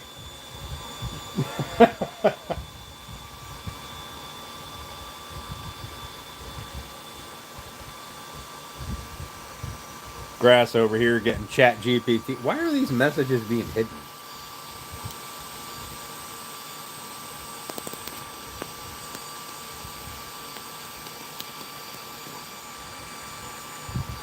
What does...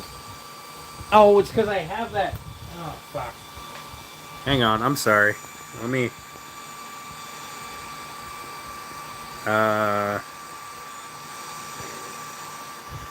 Hold potentially inappropriate chat messages for review. Now, let's turn that off. Because I have I do have Beat, B-E-A-T, blocked. Just because of that one nitwit who kept coming in on 73 different fucking accounts asking me if I beat my meat today or beat my wood today, or whatever the hell it was.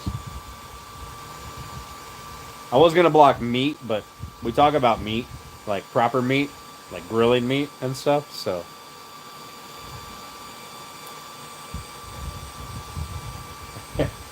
I'm the same way, Michael. If I'm scrolling and I run into a train wreck, I am hanging out. I'm gonna feel the room out. I'm gonna see what's going on in the chat. Quite often, there's 100 other people in there trying to troll, and then I'll pop up and troll like a professional. Not on the Elegant Woodcraft account, though. Did you rub your wood with wax? I mean, that's how you keep it shiny.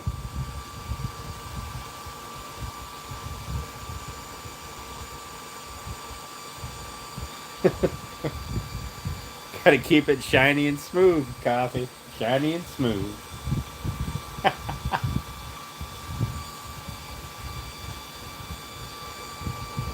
The A button is right above the shift key. Type and accidentally hit the A instead of the shift. Is it now? Yeah, it is. It is. I am not a, what the hell is it? ASDF Jake, or what? STFG, or however the hell it is. I don't use the home rail. I'm more of a...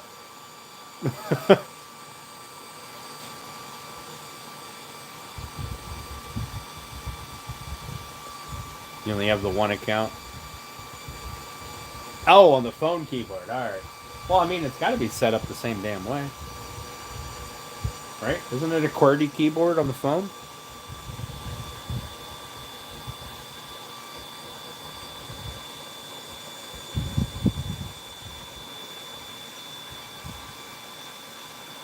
If Steph is still in here, I should tell you the reason why I don't let anybody know what my Instagram is, because woo. Oh shit, Runic, I forgot you were live today on that thing, on that panel or whatever. God bless it. I'm sorry, man. I totally wanted to see that. And then I didn't get a notification. Wait, did I get a notification? Hang on, let me look. No. No, I definitely didn't. Son of a... I'm sorry, man. Also, Runic, guess what? Okay, so, for anybody who doesn't know, Runic created a Patreon account, right? Right, wrong, or indifferent, whatever your opinion is of Patreon, doesn't matter. Runic created a Patreon, and I have never used Patreon before, right? On any level. So I hop in the other day. He's got these founder spots open, and I'm like, well, fuck, I need me one of those, right? So I create an Elegant Woodcraft account. Not so that I can, get money from people, just so I can go into his chat under my brand name and kind of further my brand a little bit, right? In a different market. I created an account. I clicked verify the email address in my email, right? And then I didn't do anything else. Like 20 minutes later, I got an email telling me that my account was suspended for suspicious activity and suspended and flagged for deletion for suspicious activity. So, it said, if you think this is an error, click here, send us a message, right? So I sent a message. Not a very happy message, and I totally didn't think they were going to undo my account, like undo my ban or whatever. So I'm like, in this message, I'm like, the fuck suspicious activity did you get? All I did was click a fucking email. Like, I don't know what the hell kind of suspicious activity you got, right? And then they send me this email back. Like, I've got to give them my name, my business name, my zip code, my service, my internet service provider, YouTube links, Facebook links, whole bunch of other bullshit. And right, so I give them all this shit, and I'm like, I had some other few choice words because it's obviously not a real person on the other end, and I'm fucking sick of not talking to real people. So I give them a few choice words and mixed in there, and to my surprise, this morning I get an email from apparently a real person saying, "Hey, sorry for the inconvenience. You seemed a little annoyed. I understand. Your account has been reinstated. Don't know what triggered the suspicious activity." Like, oh shit. Now I feel a little bad because a real person actually read that fucking email. And I was kind of a dick. So I've got to go on to Patreon after I get off of here and get one of them fucking founder slots of Runix before they're all taken, because I want a founder slot, right? That's the whole reason I'm doing it. So I want a founder slot. And I want to support Runic. He's a good guy. If you're not following him, he has commented on my community post. So it's easy to get to him. Right? Right? I didn't get some AI nonsense or auto reply nonsense. Like, I got a real person. It was signed Ripley from some sort of team. Right? I sent an email back, and I'm like, apologize for the anger. It's just really tired of talking to computers for no fucking reason. Like, I was very angry in that message.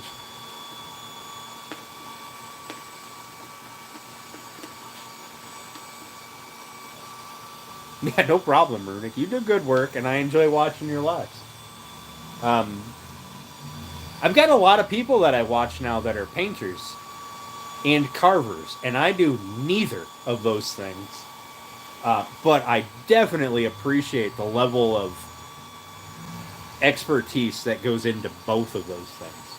Like me, my this color goes with that color is way broken, right?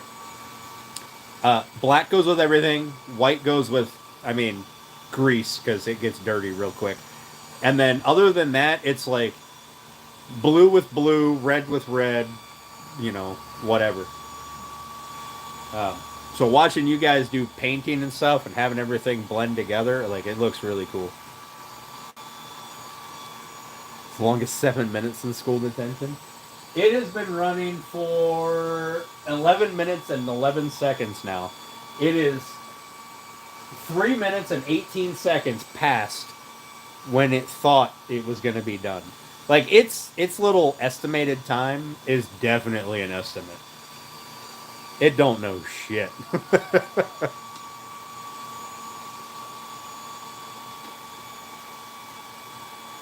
Hey, I appreciate that, Runic. Thanks, man. Um, anyway, so if any of you guys have a Patreon account and you want to go do the Runic support thing, leave me a damn founder slot open till I get off of here, alright? So I just need one. I just want a founder slot. I want to feel special, damn it. I've noticed that, Michael. I've noticed that. Some AIs are really stupid. They are really dumb. Yeah. And then some AIs you can trick, like a piece of paper, scissors, and an X-Acto knife, and you're gonna make one of these. You could probably make one, mail it to me through the post office, and it might have been here before this was done. Like, I'm pretty sure this is cut through now. Maybe not the heart. I might have to bust the heart out and trim it up a little bit.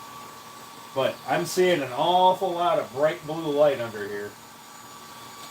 And that's definitely popped out. I'm not going to turn it off, but ain't got no gas in it.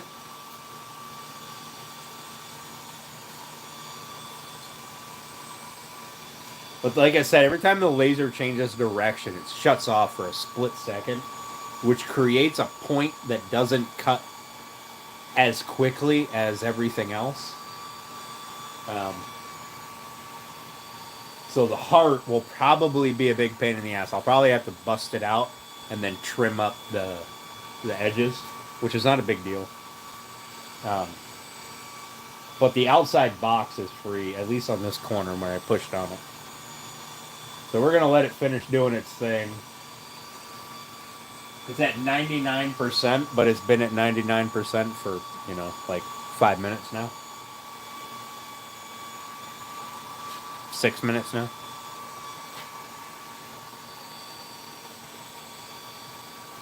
And hey, look at that, it's done.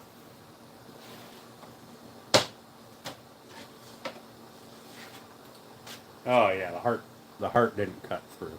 Fuck me. Alright, so I'm gonna end up busting that out. Or you know what? That hasn't cut through very well at all. So I'm gonna do this. I'm gonna put that back in there. All nice and flat like. Doesn't get all goofy. We're gonna change this layer color to blue. We're going to turn blue off. Change it to line. We're going to cut the heart again.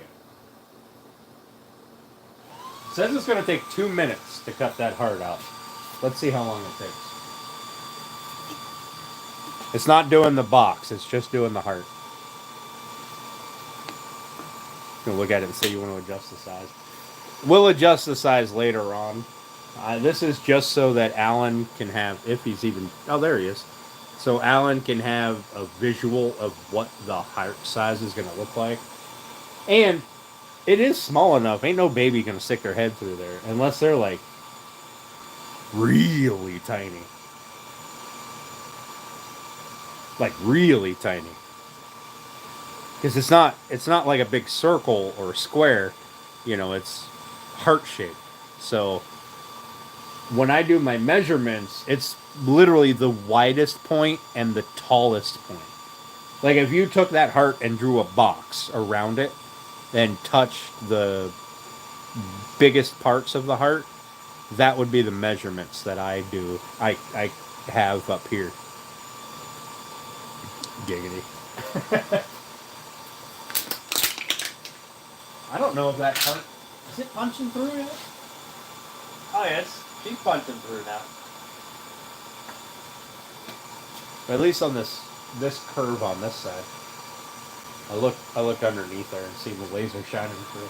So it must have been really close. It was just hadn't burned yet. So we'll see. It should be ready to pop out.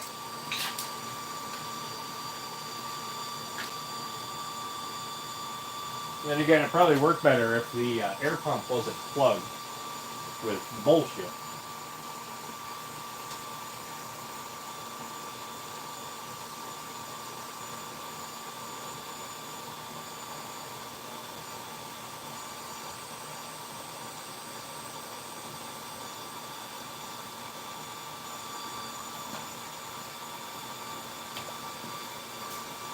The input on my air pump is 3 little lines on the backside, and so like dust and stuff sucks up against it, against the little tiny filter that's in there. So I gotta brush it off or blow it off with the air compressor. I think that is probably what happened to the old one. Is it didn't have it had plugged up, and I didn't notice at some point, and it just killed the pump.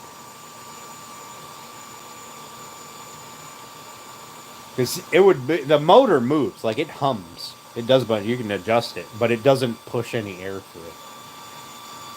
Or a bunch of dust got inside of it. I'll pop it open and look at it, but I'm going to hook it up to my air compressor. Because I found people with this exact laser cutting 1 inch thick cherry wood with clean lines using 22 psi of air pressure from an air compressor and not having charring around it, just a nice golden brown color. I don't know if I'm going to do that, but it's cool having this option. So it'll be a whole little setup. This laser will probably stay out here in the garage or in the shop. The other two lasers, I'll get another air compressor and I'll put them in the house, and or I'll put it in the house with the other lasers, so that the air compressor will be the air assist. And I'll probably hook up a pump too, just as like a Y, so that I have, when I don't have air assist turned on, like when I'm engraving, I can still keep just a little bit of positive pressure in the nozzle, so that the smoke and soot doesn't sit on the lens and end up burning up the lens. So on cutting, you want a little more. You want more air pressure on cutting because it helps blow the debris out. But on engraving, you only want a little bit of air pressure, just enough to not send debris across the entire engraving, but because then you'll get these like weird burn marks and stuff on your piece, and you have to sand it or wipe it off with alcohol. But you want enough that the soot doesn't come back up to the laser lens inside the nozzle. Just enough to keep it away.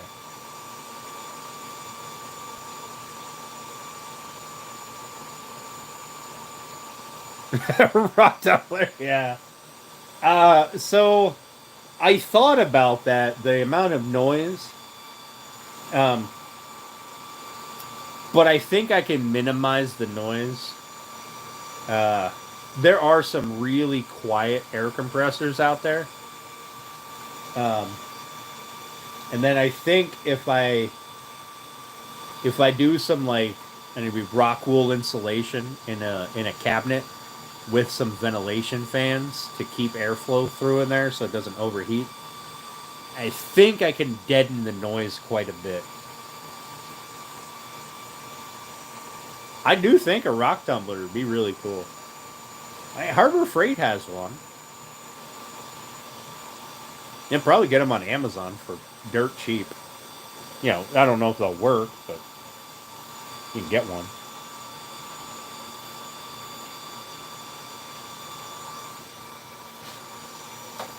Ah.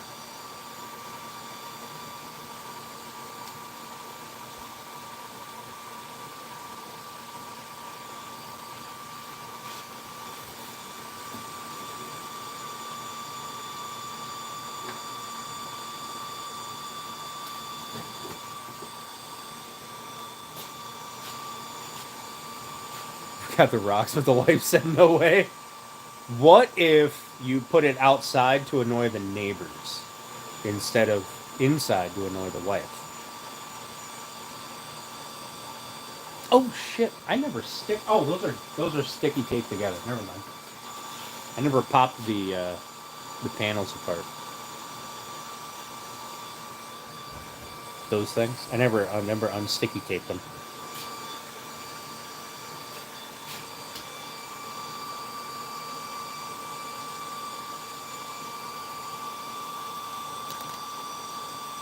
Should take the neighbor's side.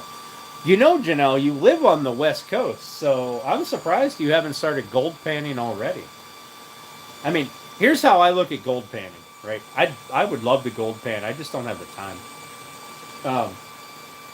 Even if you do it as a hobby and you gain a tiny little amount of gold, that is more gold than you had today. Which, over time, can actually equate to decent amount of gold, maybe, depending on where you are, I guess. Like I see gold panners on YouTube all the time. And I'm sure they don't post their failure videos. They just post the videos that look really cool, or maybe they sprinkle a little bit into there. But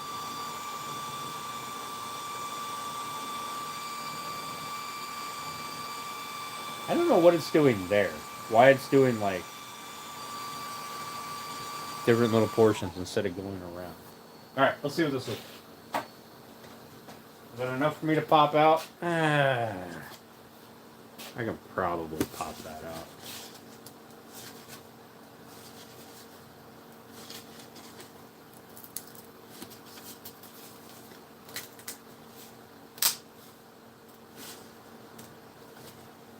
I'll make a proper, smooth,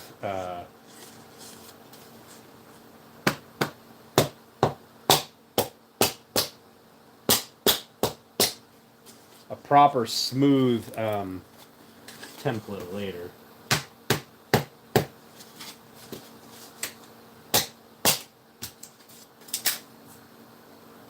There's a heart. That's my reason. Let me trim this up. Then diagram gets closer to a circle.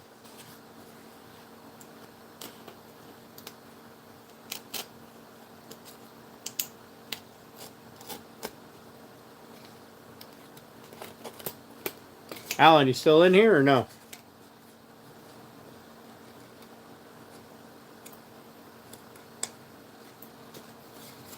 Oh yeah, you're still in here. Dan Hurd, he's awesome.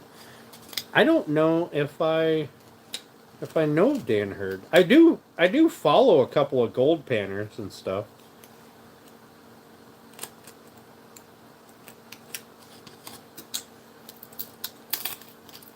I'm just busting out these little pieces that didn't cut all the way through and then trimming them up. Right. So I'll make a proper template. Well, like I said, I have to adjust the size anyway to account for the router template thing.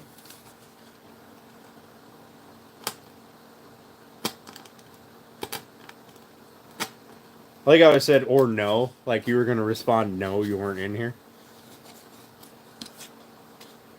There is a heart on a presumably panel-sized piece. Let's see what it looks like. Now, I could elongate the heart too, you know, make it a little longer. This is just keeping it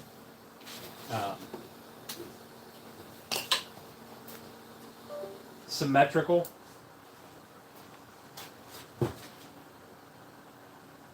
Let's save this to Alan. So I don't have to do any of that nonsense again. Lightburn library files.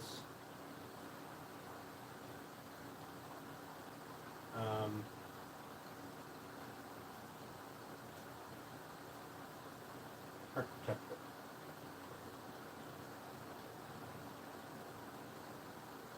Oh.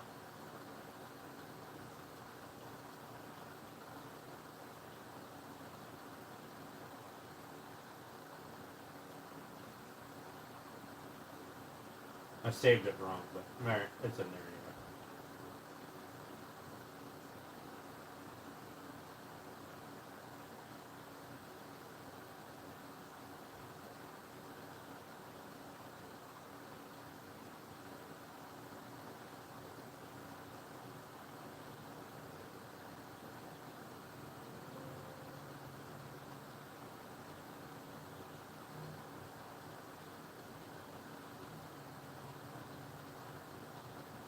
Alright. Close that out, discard that, because it's saved. Close that. Shut that down.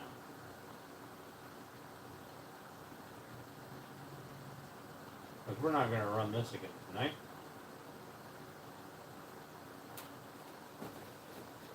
Turn this light off. Turn this power off. Turn our fan around. Bring you folks over here. Where's my template? There it is.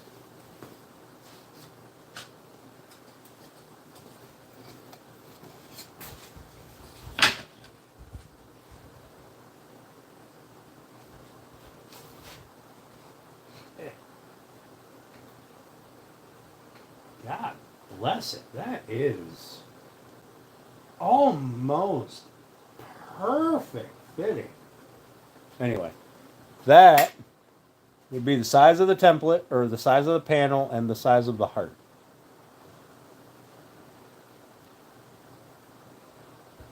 You like that, or do you want me to elongate it a little bit, or just leave it as is?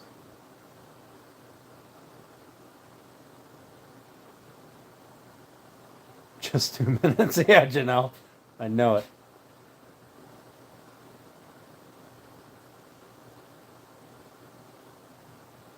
Perfect. Awesome. Well, that I will. I'll change the template size, or the heart cutout size, to account for my router thing.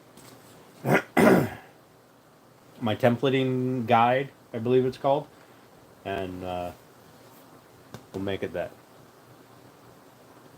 Inset with cherry rather than open. Keep dropping this on my face. Good night. All right, we're heading in too, Coffee. Have a good night, buddy.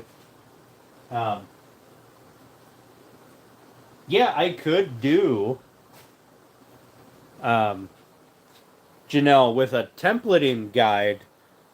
You can, so you change your templating guides in your router, right? And then you make a hole this size, and you change your guide so that you make a cutout this size, right? And then that cutout will fit perfectly into your hole that you made.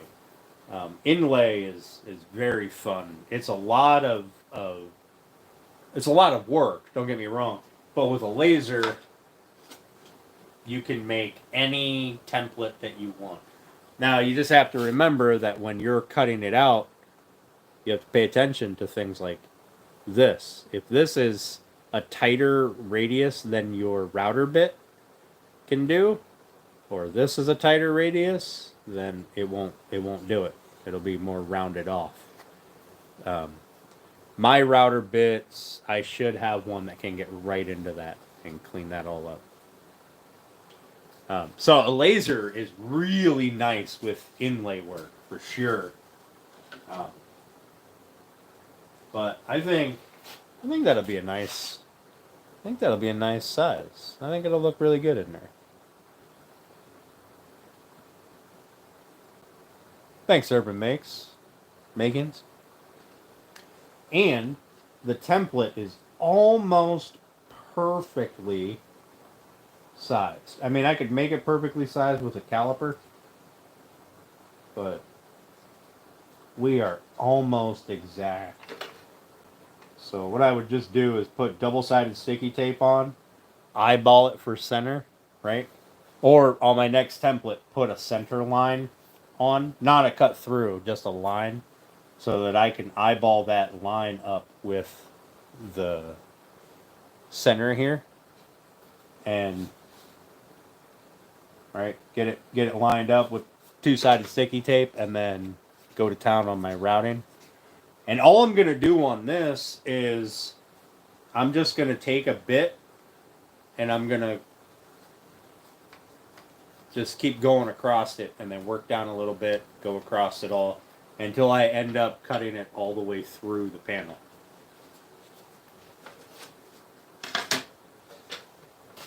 But these panels are, I'm pretty sure these panels are dry now. Like, you see that blue line there?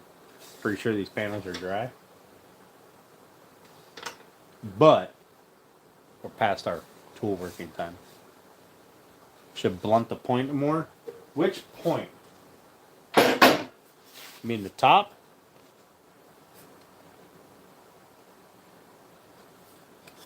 It is a, I mean, it's a pretty blunt point. But I could round it over a little bit more. Or are you talking about down here?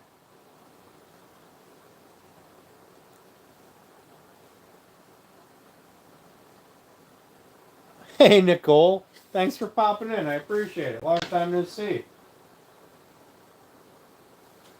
This is what we did tonight. We got our laser cut inlay piece, right? So this will be our router template. Well, it's a template for the template. But he said yes. Like, I might could round them over a little bit more.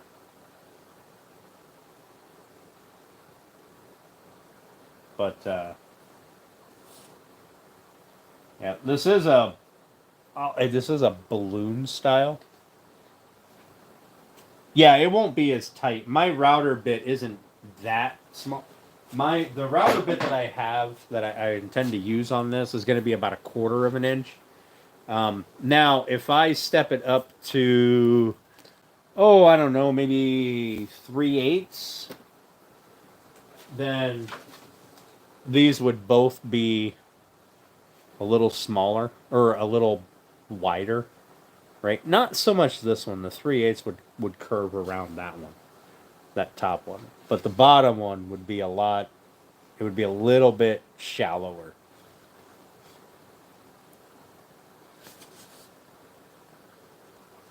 But I could blunt that a little bit.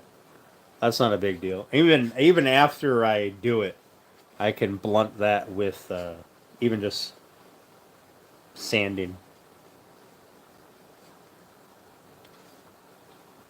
Now, keep in mind that this will have a 45-degree bevel going all the way around it, right?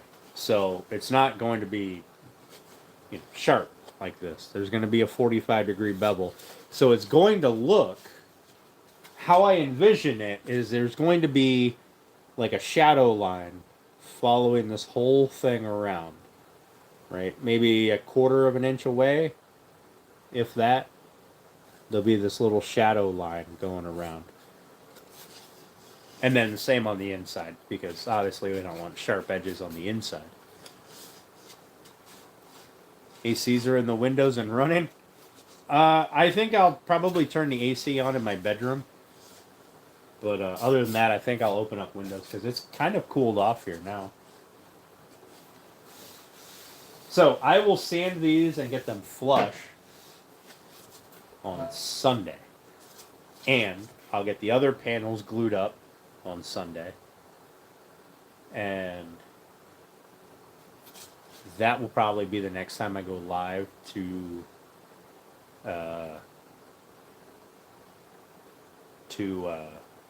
woodwork, right? Like I'll go live on Saturday, assuming that I make it out to Ohio, just kind of randomly, sporadically. But am I going to prototype it? Yeah, I'm not just gonna jump in and carve it into this. I have 2 pieces of black walnut, and I have umpteen pieces of cherry and other bullshit. I will prototype it first. Even if I just put it into a piece of pine, it doesn't really matter. But I'll definitely prototype it. Because if I cut it into this panel and it doesn't work, it doesn't look good, this whole side is done. Those 2 panels and this panel are now trash. Or not, at least not applicable to this process.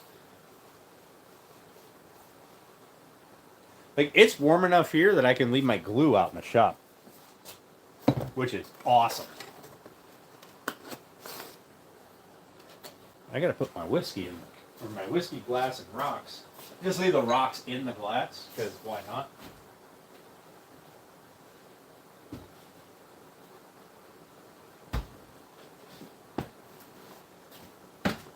This is sawdust from this process.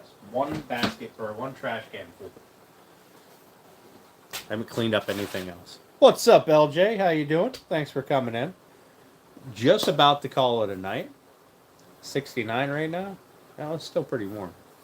Although it's better than 30. So LJ, here's what we did today. We ran. Say quick. It took a little while. We ran a template to see what the heart would look like in the panel. Right. So we made a template the same size as the panel, almost perfectly the same size. And then the heart. And we glued the panels together, right? Because there's no need for these to be separated. So we put some dowel pins in there, glued them together. So what I will do is I will take this and our progress so far, not a whole lot because the last couple of days I haven't done any work on it. We got our end panels of the bassinet done, routed. They need to be sanded, right? We've got our side panels, which is this pile here and two of these, right here. These are the rails, right? Which is also what's on that table right there. That's one panel. These are our uprights that hold the bassinet. These are our feet that will go under the uprights, right? They're going to be shaped. They're not going to be just blocks. And up here, behind this piece of maple, which I now no longer have a place to put, right here is our stretcher that hasn't been run through the jointer or planer yet. This was just glued up and then got put up here on the lumber rack. That is our progress so far. Not as much progress as I would have liked, but I did have to take the last couple of days off because I wanted to do a wrestling project for my local high school.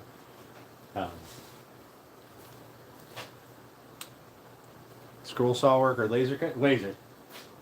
I don't have a scroll saw yet. I really want to get a scroll saw, but this was on the laser. I lost it. Here it is. We wanted to see how big the heart would look in a panel of the appropriate size. Hey, look at that. I placed it just perfect. In a panel of the appropriate size for our black walnut. Right? So we could see exactly how it would look. Size-wise. And shape-wise. Without trying to just visualize it. And I think that's actually not bad. That's what did I say? That was 3 inches top to bottom. So from this bottom point to the very tip up here would be 3 inches, and then it's 3.5 inches wide from left to right here. So small enough that a baby's head can't get in it, but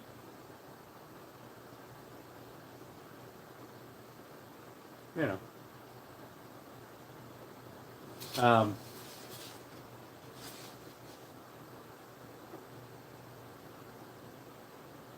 Better than a big like diamond, which was my original idea, was to do a diamond.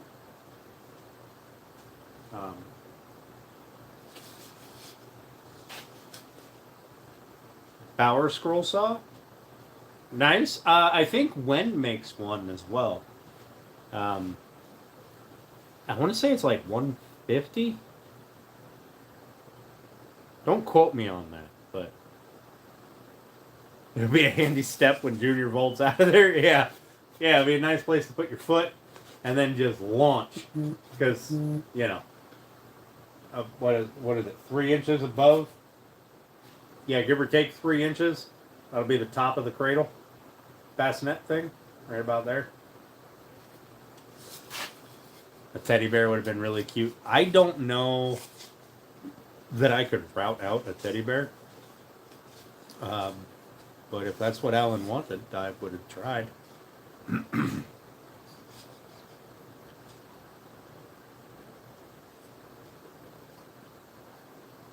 Yeah, I don't know if I know you can get pin blades, like for like a hand scroll saw. I have pin blades laying all over the place. Um, yeah, I didn't look at any of them close enough to see what types of blades they took. Just being a dink. I mean, you're not wrong. A teddy bear would have been really cool. Um, but I think a heart is timeless. I think a heart would be a really cool timeless thing. Oh, that's right. Yeah, they're doing the new parking lot sale soon. Yeah, I forgot about that. I'll have to renew my membership.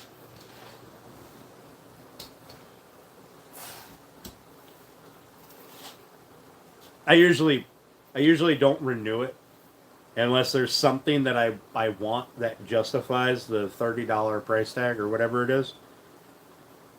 Unless we're coming up on a sale. And then I'll be like, well, I guess I'll renew it.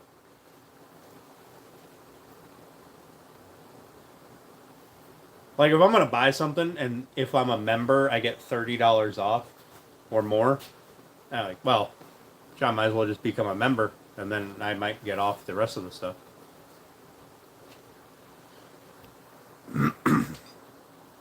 What? I know we didn't get this. Whoop, I know we didn't get the panel glued up tonight, but we got the the side panel glued up. But we did get these glued up. I'll glue up the other three. Whew, excuse me. We got this cut out. We got this side sanded to whatever. These panels will need sanded again, obviously, to flatten them out, get rid of the glue, and then we can assemble. The panels, these will be sanded to 220 at minimum after I get the engraving done. Or not the engraving, the routing done. But we're going to flatten them first, do the router work, and then final sand them. And then we will assemble the cap. So that'll be Sunday. Unless something happens and I can't go to Ohio on Saturday, but I'm really planning on going to Ohio. So, which then you guys will see me walking around with my phone up like an idiot. Like, look at this. But, alright guys, I'm going to head off. And I will talk to you all later. And I will see you in multiple other streams, I'm sure. So, thanks very much for hanging out with me today, or tonight. I appreciate it. We made a little bit of progress. Not a whole lot, but decent amount, I guess. All right. Talk to you guys later.